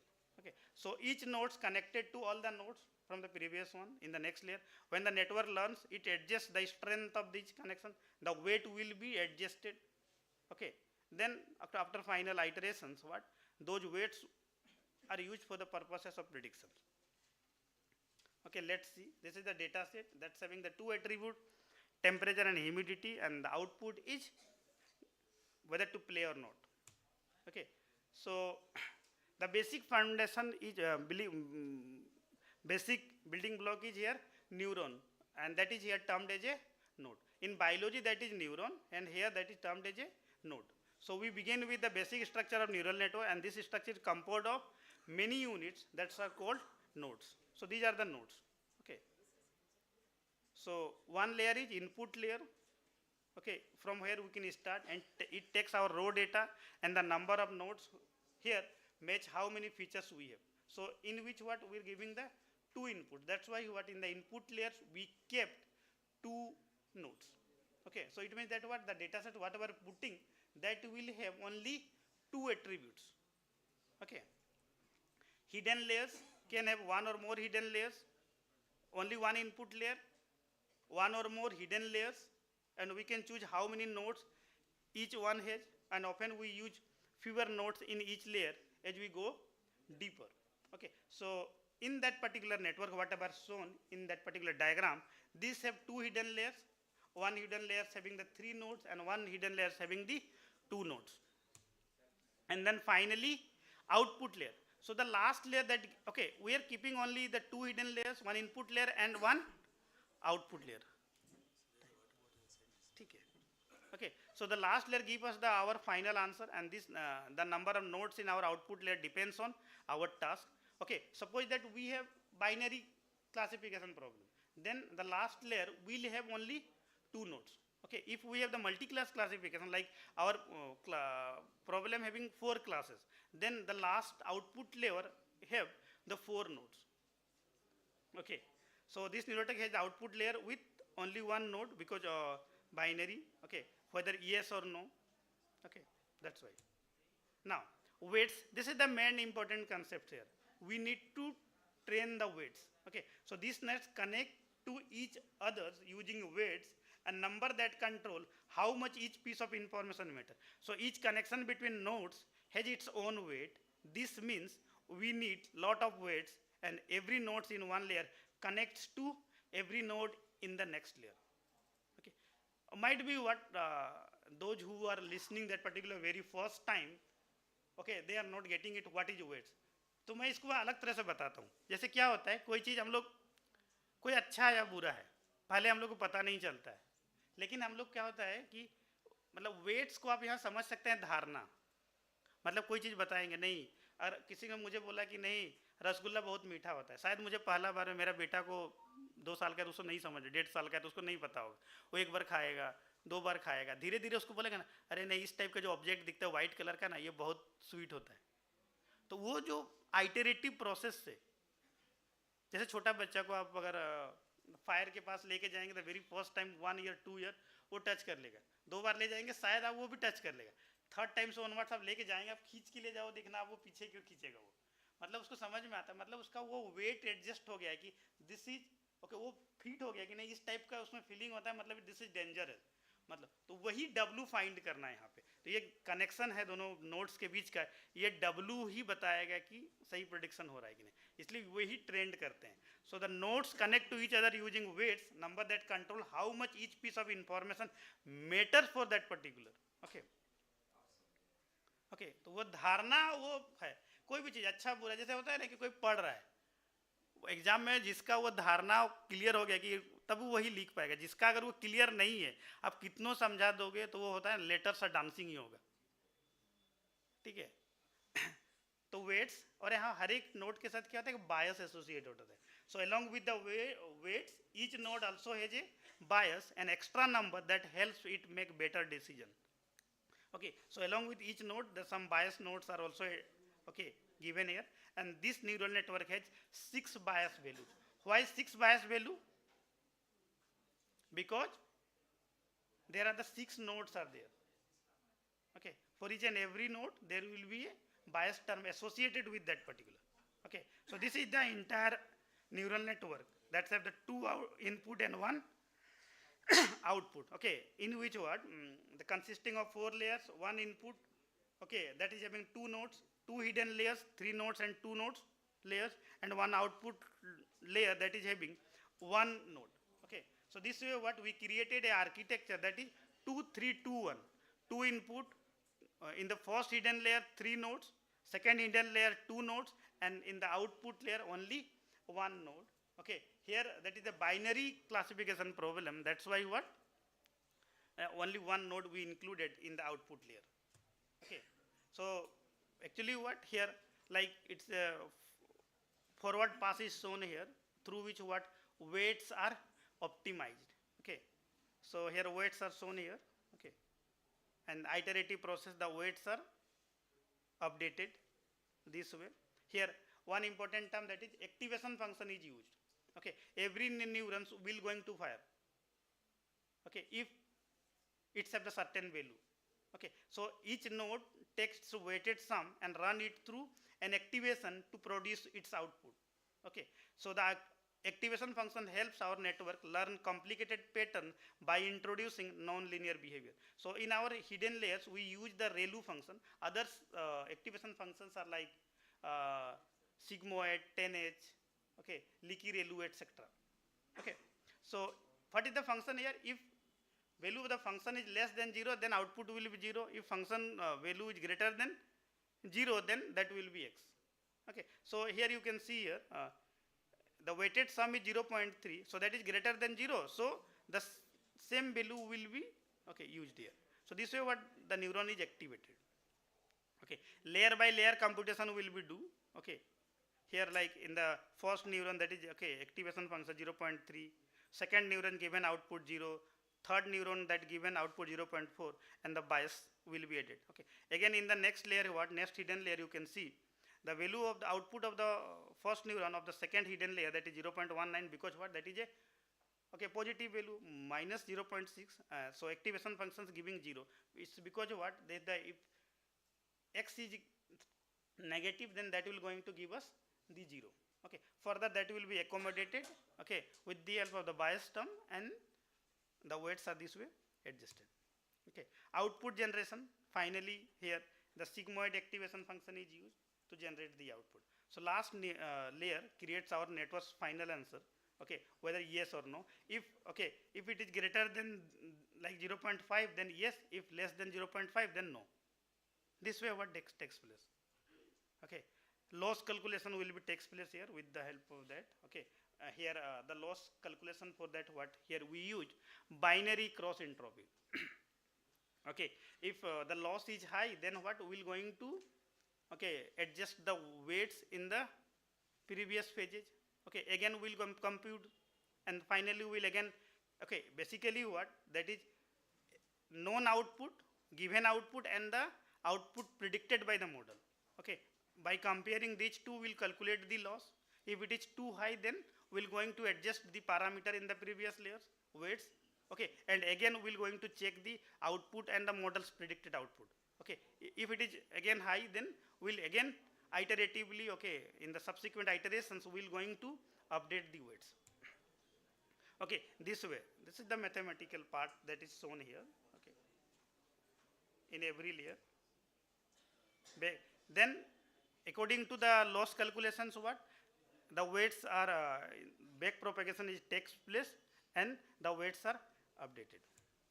Okay, this way what error calculation will be done. Okay, finally okay we'll get the model this way.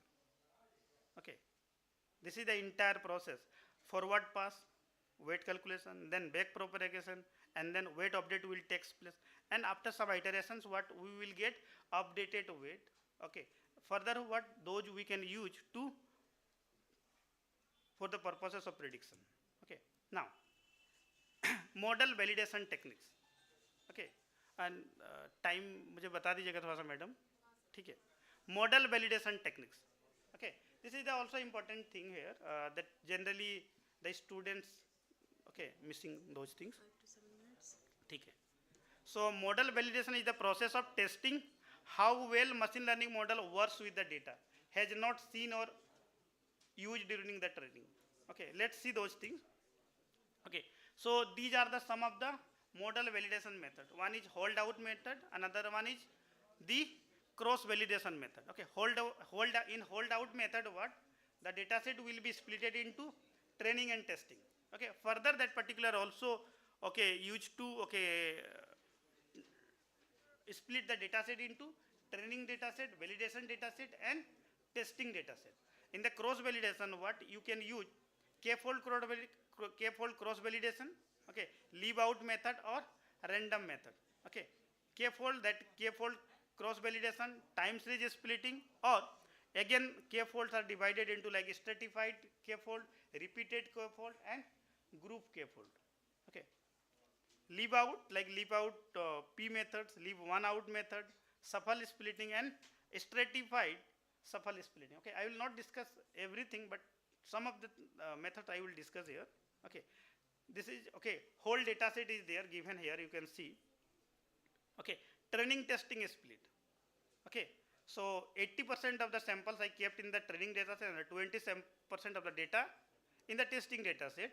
From 80% of the data we generated the model, trained the model, and the testing 20% of the data we applied to check the performance of that particular system. So here you can see here that is giving 83% accuracy.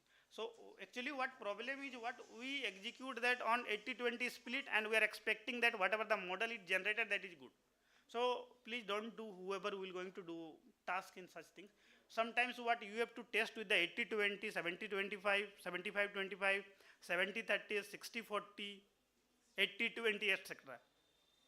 And each and every split, what you have to shuffle the data set. Okay, and then you have to conclude that in which split what accuracy you are getting. Now training testing split. Okay, again here this is the another variant, that is training, validation and test split. Okay, here training set is again divided into the two part. Out of 80% of the data, we divided training data set into two parts, training set and validation set. Training set is used to train the model and the validation set is used to fine tune the hyperparameter of the model. Okay, fine tune the hyperparameter of the model. Okay, and further remaining the 20% of the data you can use to test the effectiveness of the model. You can compute the performance of that particular model. So this is about the training set to train the model, validation set to fine tune the hyperparameter, and test set to test the effectiveness of the trained model. Okay, cross validation. Okay, changes how we can think about testing our model. Instead of testing our model just once with one split of the data, we test it many times using different split of the same data. So whole data set is given here. I divided into the 3 fold. Okay, like in every fold like 10 data are there. Okay, so 2 and 3 will be used for the training. Okay, and fold 1 will be used for the testing. Again what 1 and 3 will be used for, fold 1 and 3 will be used for training and 2 will be used for testing. 1 and 2 will be used for training and 3 will be used for testing. So each and every fold will be one's testing data set. Okay, so this way 3 fold means 3 times of training will take place. Okay, and finally what will going to accumulate the result of all the execution, and then we'll get the average of that particular. Okay, so this is about the k fold. Okay, so what mistakes generally students are doing, like k, sometimes they are considering k equal to 10, and from that what they are concluding that this much of accuracy we got. So please don't do, you have to vary the value of k equal to sometimes 5, 6, 7, 8, 9, 10, 15, as many you can take, and then based on so many of the experimentation you have to conclude that this is the best accuracy among these experiments we found out. Okay. stratified k-fold, okay. Similarly here, Lucy V is there, leave one out, cross validation, in which what, like 100 data samples are there, 99 will be used for training and 1 will be used for testing. In the second time what? Second point will be used for the testing purpose, or remaining will be used for training. So 100 data means 100 times that model will going to execute. So each and every samples will be act as a testing data set. So here 0 will be testing data set, 1 will be testing data set. Only one sample will be in the testing data set. Okay, and finally what? The average of all the experimentation will take to compute the final performance of that particular. Leave one out, cross validation. Okay, now, so what method will going to apply? If the large data set, then you have to use hold out validation method or threefold cross validation, k-fold cross validation, not threefold. If medium data set, size of the data set is medium, then you can prefer the like k-fold. Okay, if data set is small, then you can use leave one out, Lucy V method, leave one out, cross validation method. Okay, and computational research, if fast model, use exhaustive method like Lucy V or repeated k-fold. Resource intensive model like deep learning gradient, then you can use shuffle split or basic k-fold. Okay, if class distribution is imbalance, then you have to use stratified k-fold or stratified shuffle split to ensure the class proportion remain consistent across the split. Okay. Oversampling and undersampling. Okay. Without pre-processing the data set, we are only training the model. So before training the model, you have to find out that whether our data set is balanced or not. Okay. If unbalanced data set is there, then either you have to do oversampling or undersampling. That is important task here. But only what, whenever we got some problem statement and data set, we running behind that particular. Okay, our task is only we are thinking that what, let's train the model. अगर आपको सही से data नहीं होगा तो model अच्छा नहीं बनेगा. तो एक बैलेंस डेटा सेट के साथ करेंगे, नहीं तो क्या होगा, ऑब्वियसली जो भी मेजोरिटी चीजें होंगी वो उस पर हावी हो जाएगा. इसीलिए सैम्पलिंग करना जरूरी है, ओवर सैम्पलिंग और under sampling. Let's see that. Okay, in couple of minute I will show that. This is the data set. Okay, so if over sampling करना है तो क्या करेंगे, इंक्रीज द माइनॉरिटी क्लास. मतलब सबका बराबर भागीदारी होना चाहिए, तो मॉडल में अच्छा परफॉर्मेंस कभी नहीं आएगा, नहीं तो वो बायसनेस हो जाएगा वो. ठीक है. So over sampling means what, we have to increase the minority class. Under sampling में क्या होगा, we have to decrease the majority class such that what, okay, the model training will be good. Okay, and hybrid sampling means what, we have to mix of both the things, over sampling and under sampling we have to do. Okay, so here that is shown here, the how we did that. Okay, here you can see A2 instances, B3 instances and C4 instances. What we did that in the over sampling, we increased 2 points for A and 1 sample for B. This way what we done the over sampling. Okay, one such technique, that is oversampling, that is SMOTE we apply to do oversampling. Undersampling means let's cut down some of the, and remove from that particular. So random oversampling is there. Okay, Tomax links extractor are there. Okay, min-max scaling, etc. So it's because what we running out of time. Okay, in the next session we'll again continue. Till now, if anyone having any kind of question, then please let me ask. Sir, next session में hands-on practice कराएंगे, थोड़ा सा brief कर दीजिए. ठीक है. Okay, in the next session, what we'll do hands-on. Okay, hands-on task. Okay, I will show you that how we can develop your first machine learning based model, even those who don't have the coding background. I'm assuring that within the whatsoever the 40 or 50 minutes, okay, in simple changing, you can develop your own model. Okay, only basic algorithm I will show. And suppose that there are some students or persons who are from the other engineering branches, they don't have the coding experiences. I come up with the one small tool. Okay, easily you can do your research work. Yes. Simply, okay, through GUI. That I will show. After lunch. After Yeah. Okay, thank you, sir. Any questions?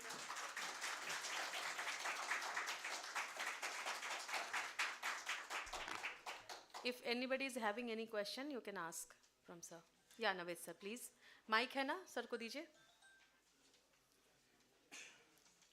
Wait,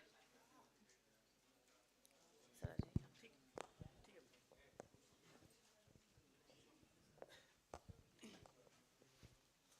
Good afternoon, sir. Good afternoon. How to deploy the model in a real scenario, in real environment? See, we have to deploy the software on the server. So in that case scenario, being apart from the traditional programming, if you consider the AI or the machine learning programming, so how we have to deploy on the server? आपका Because- branch क्या है? Sir, electronics and communication. Electronics. तो आप जैसे आपके पास micro controller है आपके पास, Raspberry पाई है, आर्डुइनो है. आपको क्या कि मॉडल को ट्रेन करिए और उसका HFS फाइल जनरेट होता है. आज HFS फाइल को आप जनरेट करिए और आप रास्पबेरी पाई में उसको पेस्ट कर दीजिए और उसका जो प्रॉम्प्ट आएगा उससे ओपन करिए, आपको प्रेडिक्शन करने लगेगा. वो फाइल जनरेट करना पड़ेगा उसका मॉडल का, और आप रास्पबेरी पाई में यूज करके उसको इजीली यहाँ पे. We can do that online or offline. The batch we can create online or offline. Which one is good for that?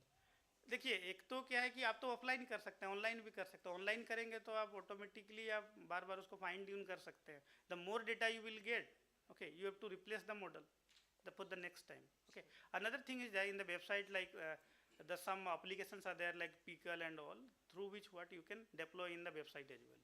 So in online, if I'll go for the online, the number of data I will acquire in the system will be more.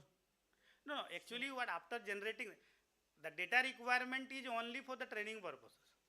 Like ChatGPT is there, that is trained over millions of the text Just information. I'm asking, sir, for my knowledge only. Huh. I want to gather the information or data set. So I have to take it from somewhere else. You call it a web scraping or what? Yes, API. web extraction we can do. So from if I'm doing web scraping, getting data, so we can get some anomalous data also in that. So which is not handy for our system to work out. It will create some hallucination inside the output. Definitely, that's why what you need to do pre-processing, and you have to handle such things. Okay, you have to pre-process data, you have to clean the data. Okay, then only you have to train the model. Otherwise, you will get some wrong information from that particular. Last question, sir. Huh. From student point of view, I want to understand what is the difference between data scientist, data engineer, and data analysis, and they are searching for the jobs in the internet. Most of the time I look at these kind of Okay, opportunities. basically- what are the difference? How we can categorize on the basis of these ML? No, basically data engineering. Okay, basically data engineering means what? They are working on the data level, like feature selection, feature reduction, feature extraction, and data analysis. What? They are working at end system. Okay, they are not working like suppose that there are like basically what all of us like. हम लोग कैसा बोलते थे, जैसे बहुत लंबा चौड़ा खली टाइप का आदमी है तो हम लोग जो कहता आदमी तो नहीं बोलते. जैसे कुछ हम लोग सीरीज वगैरह देखते थे तो बोलते हैं ना कि man human and human eaters. तो हम लोग क्या करते थे, we are only considering the like persons like height and width, कितना बड़ा है उसके अकॉर्डिंग हम लोग डिसाइड करते थे. ठीक है, इसके बेसिस हम एनालाइज करते थे. अच्छा, तो ये हम एनालाइज कर रहे हैं whether that particular person is human और ह्यूमन ईटर. लेकिन जो डेटा इंजीनियर है वो ये पैरामीटर फाइंड करके देखा है कि आप कौन सा पैरामीटर कंसीडर करो, हाइट और विड्थ खाली. ह्यूमन बीइंग के लिए अगर 1 मिलियन भी एट्रीब्यूट दे देंगे तब भी कम पड़ेगा. इतने जीन्स हैं हमारे पास, वो मिलियंस एट्रीब्यूट है. तो क्या मिलियन एट्रीब्यूट देख के हम लोग डिसाइड कर पाएंगे कि वेदर इज ए ह्यूमन और ह्यूमन ईटर? तो वो डेटा इंजीनियर क्या करता है, which attribute you have to select, only relevant. Okay, there are so many attributes are there which are irrelevant for the decision making purposes. तो data engineer का काम क्या है, they are working for the feature extraction, feature selection, okay, data pre processing etcetera, and further they develop the model. And analysis will going to what they are take place, they are acting on the decision making process. Okay, analyzing the whatever the output that is getting from the system. Yeah, sir, Faraz sir. Good afternoon, sir. With the advent of generative AI, you are telling that some sort of the machine learning algorithm like SVM or decision tree, something like that, and deep learning. Can't we say that with the advent of generative AI, the necessity of these algorithm will reduce further? No, the task of the generative AI is a different thing. Generative AI will going to generate the images, text, etc. like ChatGPT is doing. DALL-E is doing. Through DALL-E what you have to enter the prompt what that will going to generate the image. लेकिन model को train आखिर देखिए generative AI में सबसे important task क्या है? 2 task है वहाँ पर. एक आपका क्या है? एक इनकोडिंग करता है और दूसरा डिस्क्रिमिनेटर है. मतलब पहले तो ये जनरेट करेगा. जनरेटिव एआई के टास्क क्या है कि जैसे हम लोग यहाँ पे इतने सारे लोग हैं, हमने इनपुट दिया और बोलेंगे कि हमें एक नया पर्सन क्रिएट करके दो, एक उनका इमेज. तो वो इन्हीं लोग, हम ही जितने सारे लोग हैं हम लोग इन्हीं को इमेज को यूज करके वो नया पर्सन का इमेज जनरेट करेगा. तो एक पार्ट में क्या करेगा? जनरेट करेगा. दूसरे पार्ट में क्या करेगा? पहले वो देखेगा कि ये रियल और फेक रहा है. फेक इमेज जनरेट करेगा ना, और वो फेक इमेज वो रियल में एग्जिस्ट नहीं करना चाहिए. तो वहाँ पे ये मशीन लर्निंग टास्क आ सकता है. वो क्लासीफाई कैसे करेगा? डिस्क्रिमिनेटर कौन करेगा? Such kinds of system will going to the discrimination. वो रियल है या फेक क्लासीफाई तो यही सिस्टम करेगा ना, मशीन लर्निंग वाला. One more question is that in deep learning, when I going to train some million data, the basic concern is that by using appropriate epochs, the error one set is, for example, 60% or 70%, it is not reducing at all. Okay. In that case, what will we do in deep learning? The more, already so many times I said that more data you will provide, more accurate result you will get. Okay. Sometimes what if you are not getting, okay, it means that the quality of the data is not good. Definitely. Okay. If you will provide more qualitative data, then definitely you will get the good one. Otherwise, is there any resemblance with the k-fold or cross validation of that in number of epochs like that? In the different epochs you can check that particular. Like if very less sample if you are using, then definitely if suppose that if you are getting 90% accuracy, it does not mean that your model is good. But I had seen that in machine learning where I have changed the different parameter, the accuracy goes, that I can say that the accuracy is moving up and down like that. But in deep learning, the basic concern is that once I feed the data, how many times you change the epochs, the accuracy is not moving from its place. No, only epochs is not enough. Okay, yeah, like depends, suppose that CNN you are using, yes, then change the filter size and other parameters are also there. Okay, change the layers, okay, number of layers. So many hyper parameters are there. Okay, and simply by executing that 1 or 2 times, okay, like all of us, whoever is there, okay, we have limited computing facility. Deep learning आप अपने laptop में आप चाहेंगे कि बहुत we are running on GPU. GPU then obviously, okay, that is good. Okay, so let's run it for some like 10 days, 15 days, depends on the size of data. Then only we can conclude that. Like Chandrayaan, they appropriately landed to the particular coordinates because what they have trained so many times and they accurately calculated those weights. Then only whatever the weights they fixed, that's why at appropriate place that particular landed. Okay, safely that particular landed. Earlier whatever the crash takes place, but because maybe they failed in the calculation, etc. Okay, so appropriately tuning the hyperparameters with the help of some algorithm, then only the improvement can be done. Sudesh Kumar है sir. Sir वो over sampling, under sampling और hybrid sampling वो समझ में नहीं आया. सुनिए, एक हॉस्टल है यहाँ कॉलेज है ना इंस्टीट्यूट में, तो वहाँ पे क्या था कि कुछ बच्चों को मतलब वहाँ पे डेली आलू पूरी बनता था, ठीक है, लेकिन वहाँ पे 20 लोगों को बहुत पसंद था और 80% लोगों को नहीं पसंद था, और लोग विरोध कर रहे हैं आज फिर से बना दिया तो बस अच्छा नहीं लग रहा. तो फिर मतलब वहाँ पे जो भी एडमिनिस्ट्रेशन था उन्होंने डिसाइड किया कि चलो वोटिंग कराते हैं, जिसको भी ज़्यादा मेजोरिटी होगा वो वाला. हाँ, तो फिर बारी आई तो 20% जिसको पसंद है उन लोगों ने 20 लोगों ने वोट कर दिया कि हमें आलू पूरी चाहिए. किसी ने डोसा किया, किसी ने इडली किया, किसी ने उत्तपम किया, किसी ने कुछ किया, पिज्ज़ा किया, किसी ने कुछ किया. ठीक है, तो इस केस में क्या होगा, जो 20 वाला था वो विनर हो गया, तो जो मेजोरिटी था वो हमेशा विनर हो जाएगा. तो हमें एक ऐसा मॉडल ट्रेंड करना है जिसमें जो क्लास का पार्टिसिपेशन होगा, सैंपल का पार्टिसिपेशन होगा, तो वो बराबर की अवस्था में रहे. ठीक है, जैसे अगर 10 में से 8 प्लेयर्स है, तो जो 2 लोग नहीं खेलने वाला उसको डेली खेलना पड़ेगा भाई। 5-5 दोनों रखिए आप, खेलने वाला भी उसके बाद आप करिए खेलना है कि नहीं खेलना है। इसलिए अगर इस केस में क्या करना पड़ेगा, जो माइनॉरिटी क्लास है उसको ओवर सैंपल करके मेजोरिटी के बराबर लाइए, तब मॉडल ट्रेंड करिए, वरना आपका मॉडल क्या करेगा, हमेशा बायस्ड होगा मेजोरिटी क्लास की ओर। और जरूरी नहीं है कि माइनॉरिटी क्लास को ऊपर लेके, मेजोरिटी क्लास को भी हाँ उसको अंडर तो सैंपलिंग। उसमें एरर तो क्रिएट होने का चांस ज़्यादा होगा सर? नहीं, ये डिपेंड करता है। आप देखिए इस एरर की, देखिए जनरेटिव एआई यहाँ पे यूज करेंगे मान लिया, तो आपका ये जो माइनॉरिटी क्लास है इसको मेजॉरिटी क्लास में कन्वर्ट करेंगे, ठीक है। वो डिपेंड करता है कि आप क्या मॉडल बना रहे हैं और कितने डेटा सेट के साथ, उस पर डिपेंड करता है। जैसे अभी आपका गूगल्स वगैरह में जो फोटो का टैगिंग वगैरह करता है फोल्डर बना के, वो बहुत परफेक्ट है, तो इतना वेल ट्रेंड है, तो वो हो जाएगा वो। तो फिर इसमें एंट्रोपी फ्रीक्वेंसी को भी तो देखना होगा। क्या एंट्रोपी फ्रीक्वेंसी? नहीं, वो सारी चीज़ें तो वो देखना पड़ेगा ना, लेकिन आपका जैसे मेडिकल डोमेन है, जैसे कुछ एक रेयर डिजीज है, वो कॉमन नहीं है, तो आपको वो मतलब जैसे आपका अल्जाइमर है मान लिया, तो अल्जाइमर में क्या बहुत कम लोग मिलेंगे जो सफरिंग होंगे, और नॉर्मल पीपल बहुत ज़्यादा मिलेंगे। और यदि इसके हिसाब से डेटा के साथ ट्रेंड करेंगे तो क्या होगा, the every peoples will be normal.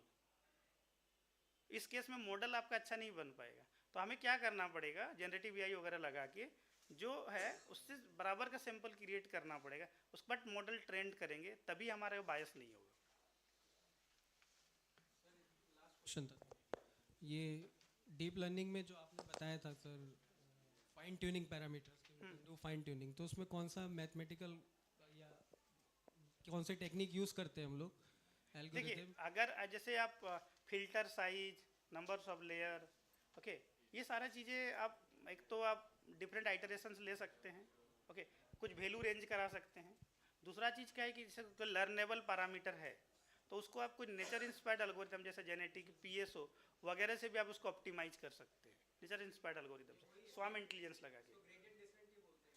हाँ, ग्रेडियंट डिस्टेंस इंपॉर्टेंट पैरामीटर है न्यूरल नेटवर्क का, तो उसमें भी जैसे कुछ ऐसे मॉडल्स हैं जैसे ग्रेडियंट वेनिसिंग प्रॉब्लम है, तो वो आपको देखना पड़ेगा। जैसे आप अगर RNN यूज करते हैं, तो आपको ऑब्वियसली आपका gradient vanishing and exploding vanishing problem आएगा।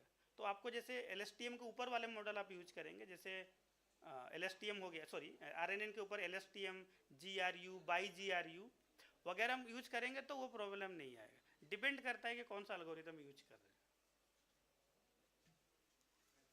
Sir, there is a question from student side also, and they have no subjects such as called machine learning. They have very basic knowledge. हाँ हाँ ठीक है। Good afternoon, sir. Good afternoon. What is training set in machine learning model? Training set. Training set. Training. What is training actually? She want to know. Machine learning में machine learning हम क्या बताया आपको कि एक इनपुट देते हैं, output देते हैं। पहले क्या होता था कि जैसे आप कौन सा प्रोग्रामिंग लैंग्वेज आप पढ़े, कोई प्रोग्रामिंग पढ़े, सी पढ़े हैं, तो हम लोग क्या देते थे, जो इनपुट देते थे 2, 3, आउटपुट हमें क्या मिलता था 5, 2, 3 input, we are getting the output 5। Clear है? ठीक है। अब मशीन लर्निंग में क्या होगा, हमें वहाँ पे रूल लिखते थे, A is input, B is input and C is the output. A plus B equal to C. Okay, so 2 plus 3 equal to 5. 5 output generate हुआ। मशीन लर्निंग में क्या होगा, हमें इनपुट भी देना है A, B और C भी प्रोवाइड करेंगे। 2, 3 output 5, 1, 2 output 3, 4, 6 output 10, okay, 5, 5 output 10। इतने सैंपल्स हमने दे दिए, 2 आउटपुट इनपुट और उसका आउटपुट भी। अब मशीन लर्निंग सिस्टम को हमने वो दे दिया इनपुट और आउटपुट, मॉडल अपने आप फाइंड करेगा कि ये इनपुट के बीच कौन सा ऑपरेशन करें ताकि ये आउटपुट मैच करे। तो वो मॉडल क्या फाइंड किया, प्लस। मॉडल अपने आप वो डिसाइड कर लिया, लेकिन यहाँ रीजनिंग बनाते हैं ना, वो प्लस फाइंड कर लिया मॉडल की, प्लस करेगा तो ये आउटपुट आएगा। इतना समझ में आया? अब हमें क्या करना चाहिए कि वो ऐसा मॉडल जनरेट करना जहाँ पे सारे जो हमने इनपुट प्रोवाइड किया था, इनपुट और आउटपुट, वो आउटपुट हमें सही मैच कर रहा है कि नहीं, मतलब जो predicted output and the existing output दोनों में अगर हर जगह सेम हो जाएगा तब 100% एक्यूरेसी होगा। तो ये जो हमने पहले दिया 2, 3 और 5, इसका जितने कॉम्बिनेशन होगा वो हमारा ट्रेनिंग सेट हो गया, जो मॉडल जनरेट करने में हेल्प करता है। क्लियर है? One more, sir. Good afternoon, sir. Good afternoon, sir. My question is that where do we use supervised machine learning and unsupervised machine learning, and what is the key difference between both of them? यहाँ पे mechanical, electrical, electronics, computer science 4 branch के बच्चे हैं, और कोई नया बच्चा को बुला के ले आएंगे और बोलेंगे कि ये मशीन बताएगा कि ये किस ब्रांच का बच्चा है, तो ये सुपरवाइज्ड हो गया, क्योंकि हमें पता है कि ये जो नया स्टूडेंट है ये either will be admitted in computer science, electronics और मैकेनिकल, लेकिन हमें यहाँ पता ही नहीं है कि यहाँ किस ब्रांच के लोग हैं हम लोग, और मॉडल ये बता देगा कि ये 4 ब्रांच में अगर डिवाइड करना है तो ऑटोमेटिकली क्या है, मैकेनिकल वालों को एक ग्रुप बना देगा, इलेक्ट्रिकल वालों को एक ग्रुप बना देगा, तो वहाँ पे अनसुपरवाइज्ड यूज करना है। जहाँ पे लेबल्ड नहीं पता होगा, अनलेबल्ड डेटा होगा, वहाँ पे अनसुपरवाइज्ड यूज करेंगे, और जहाँ डेटा लेबल्ड होगा वहाँ पे क्या यूज करेंगे, सुपरवाइज्ड यूज करेंगे। ठीक है Sir, one more question. Good afternoon, sir. My question is that, sir, machine learning is a subset of AI. Then how can we differentiate whether a problem is AI based or machine learning based? AI का main क्या है, intelligent machine बनाना है, और intelligence ML provide करता है उसमें। Clear है? ठीक है, तो वो इंटेलिजेंस ऐड करना है तो ML प्रोवाइड करेगा वो। सर मीन्स इसका क्वेश्चन है कि किस जगह पे हम लोग समझेंगे यहाँ ये पार्टीशन है, before this is AI based problem and after this is machine learning based problem. Somehow, okay, ML is contributing to the development of a smart system, intelligent system, which can think like human being, act like human being and reason like human being. तो उसी के लिए contribute कर रहा है। Overall is what making intelligent system, और intelligence जो add करने का पार्ट है वो उसकी जिम्मेवारी मशीन लर्निंग की है।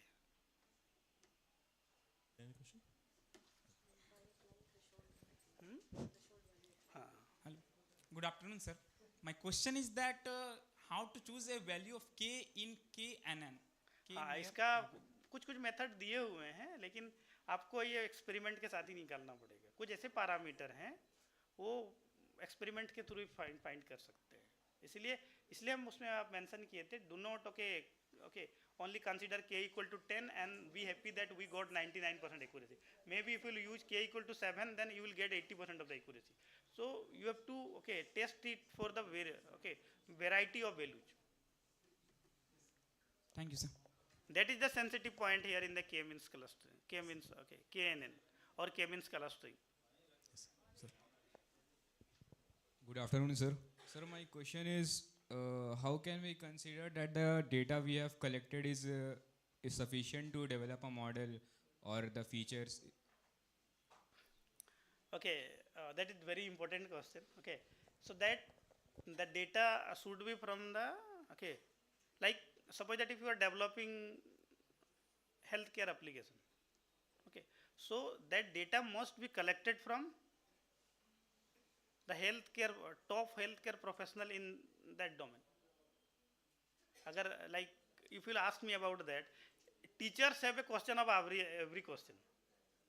चाहे मैकेनिकल हो, इलेक्ट्रिकल हो, मेडिकल हो, एरोस्पेस हो, कुछ भी हो, हाँ सब आंसर करेंगे, लेकिन हम मेडिकल के बारे में एट्रीब्यूट बताएंगे तो सही नहीं होगा। If you come for asking about what is the parameter that we have to consider for the malaria, then definitely I will tell you that, but that is not sufficient. That must be through clinical data. Then only what we can validate that what that is a malaria or dengue or something else. So that will be that data must be from the reputed lab. ऐसा नहीं कि कोई ऐसा lab से collect कर लीजिए जो 1000 रुपये में 50 तरह का वो टेस्ट करता है, तो वो कभी वैलिड डेटा नहीं होगा। तो रिपूटेड जगह से ही वो डेटा कलेक्ट करना पड़ेगा। जैसे हेल्थ केयर के लिए, जैसे एग्रीकल्चर के लिए आपको करना है तो आप गूगल वगैरह में इमेज को देखेंगे और उसमें प्रेडिक्ट करेंगे ये नहीं। आप जाइए फार्म में जाइए, या तो एग्रीकल्चर जो प्रोफेसर्स हैं, साइंटिस्ट हैं, वो आपको बताएंगे कि सही में इस लीफ में कौन सा डिजीज है। तो वैसे क्वालिफाइड प्रोफेशनल से ही आपको डेटा कलेक्ट करना पड़ेगा, नॉट थ्रू रैंडम और सैम्पलिंग करके क्राउड, मतलब ऐसा नहीं कर सकते हैं। Is there any question? One more, sir. Good afternoon, sir. I am Saroj Farhan. I recently enrolled in BCA here at Al Kabir Polytechnic.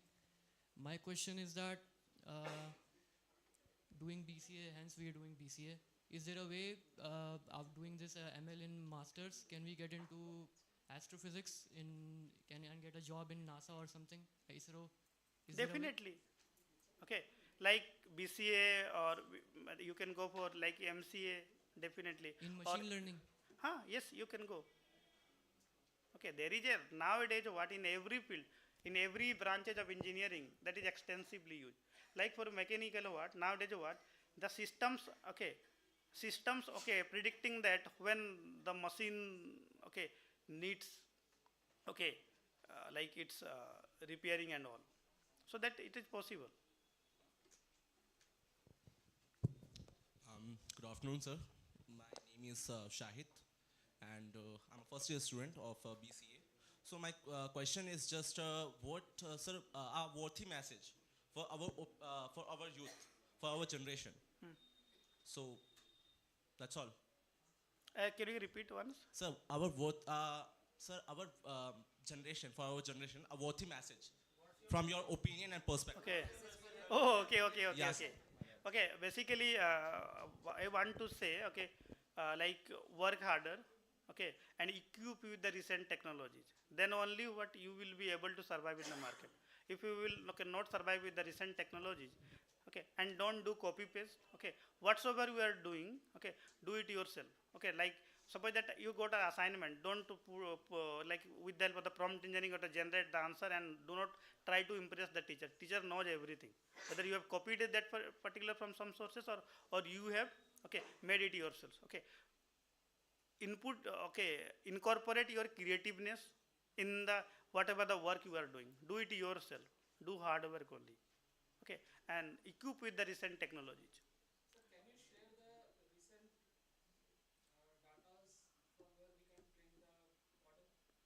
Recent train the model, like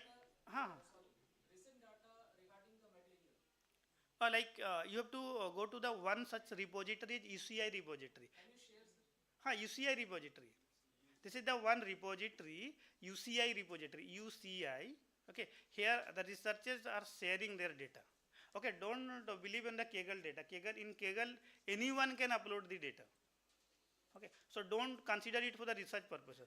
Go to the some genuine paper, and from the paper itself you have to find out the link of the data set. Like one such is UCI repository. From that you have to download the data set, and you can use that particular for the purposes. So what is the minimum number of data so that we can get the most on an average accurate result? No, that does not have any proper answer for that particular. More data you will provide, more accurate result you will get. It does not mean you trained with the 10% 10 data and you are getting 99% accuracy, or you are claiming that your model is good. So I don't think that is the good idea. Quality of data. It is based on the quality of data. Quality of data, like if you are using the like machine learning, then like some 1,000 samples is enough. But if you are using the like deep learning and all, you need more images or text or videos, etc. Just regarding the properties of material, like tensile strength. That is actually what the collecting the data for material is very tough, because every time, so whenever you are generating features from that particular, every time you have to synthesize one material, then collect the features. That is the tough task. More than 100 data from different sites or different papers, but it is not enough. Let me tell you that, like maybe 2 plus 2 equal to 5 for my home, my kid. Maybe for someone 2 plus 2 equal to 6. Kaise? I heard one story that I am telling you that one teacher asked to teacher first I given 2 mango, then I given you 3 mangoes. How many mango have you? The student is saying that 6. Again teacher is telling, I given 2 mango, then I given 3 mango. How many mango have you? Like 6. 10 बार बताया, teacher तो गुस्सा आ गया, भाई वो 6 कैसे होगा? तो बोला कि मेरे मम्मी ने भी तो 1 दिया था, आप तो देख ही नहीं रहे हैं उसको. तो वो प्रोस्पेक्टिव भी देखना पड़ेगा ना. गलत और सही नहीं होता है चीजों. क्लोज करते हैं, फिर सेकंड सेशन में सर आएंगे. Okay, I feel. Okay, I feel we have addressed all questions. So बहुत thank you बहुत so much. बहुत बहुत धन्यवाद डॉक्टर चंद्रशेखर आज़ाद सर, आपने बड़े ही धैर्य के साथ में हमारे सभी प्रतिभागियों के प्रश्नों का उत्तर दिया। अब हम यहाँ पर एक अंतराल की घोषणा करते हैं, भोजन अवकाश की घोषणा करते हैं, और इसके बाद आधे घंटे के अंतराल के बाद हम फिर यहीं सब लोग जुटेंगे। 2:15 पर हम सब यहाँ पुनः जुटेंगे और हैंड्स ऑन सेशन जो है हमारे मुख्य प्रवक्ता डॉक्टर चंद्रशेखर आज़ाद के द्वारा यहाँ कराया जाएगा। मैं आपको बता दूँ, भोजन की जो व्यवस्था है वो रूम नंबर 10 में की गई है। रूम नंबर 10 में भोजन की व्यवस्था की गई है। सभी प्रतिभागियों से अनुरोध है कि आप वहाँ जाकर भोजन ग्रहण करें।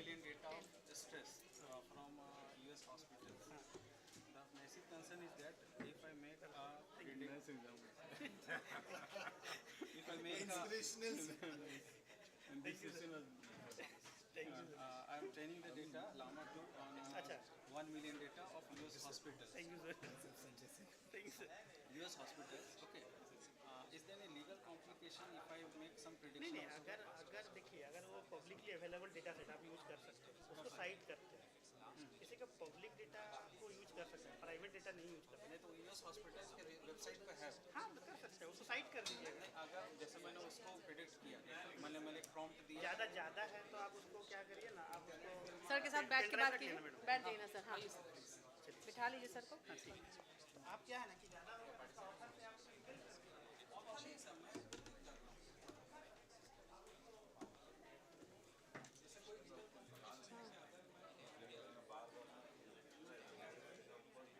बोलो ना, डिले है वहाँ पे, अनाउंस कर दो थोड़ा सा।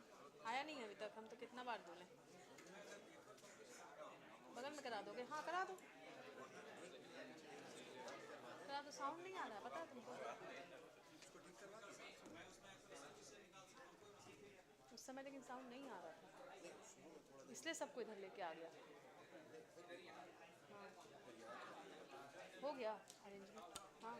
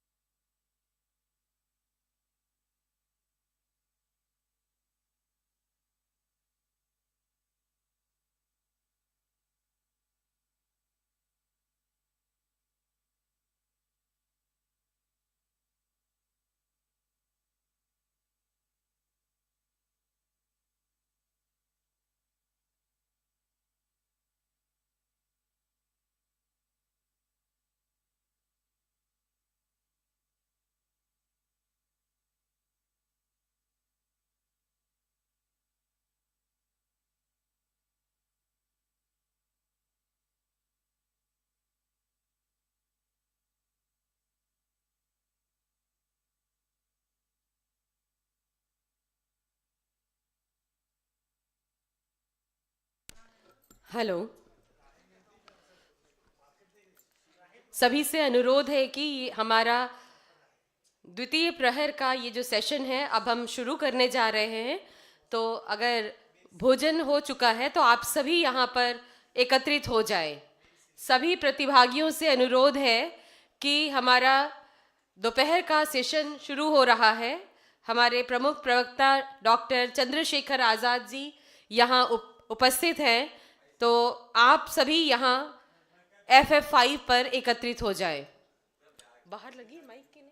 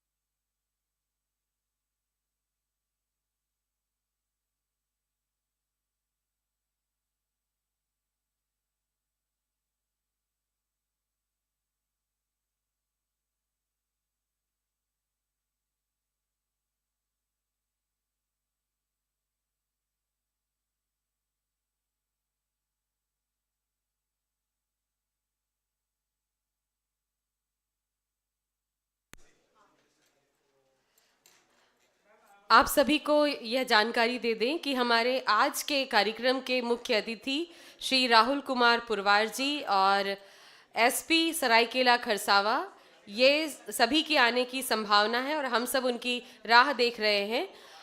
इसके साथ ही कबीर वेलफेयर ट्रस्ट के जितने ट्रस्टी सदस्य हैं एवं अल कबीर पॉलिटेक्निक जमशेदपुर के जितने गवर्निंग बॉडी मेंबर्स हैं उनके भी यहाँ आने की संभावना है। तो मैं प्रतिभागियों से अनुरोध करूंगी कि आगे की जो 2 कतार है उसे छोड़ करके आप सभी बैठेंगे। हम सभी कुछ ही क्षणों में हमारे 2 दिवसीय राज्य स्तरीय कार्यशाला की आज के दोपहर सेशन का शुभारंभ करेंगे।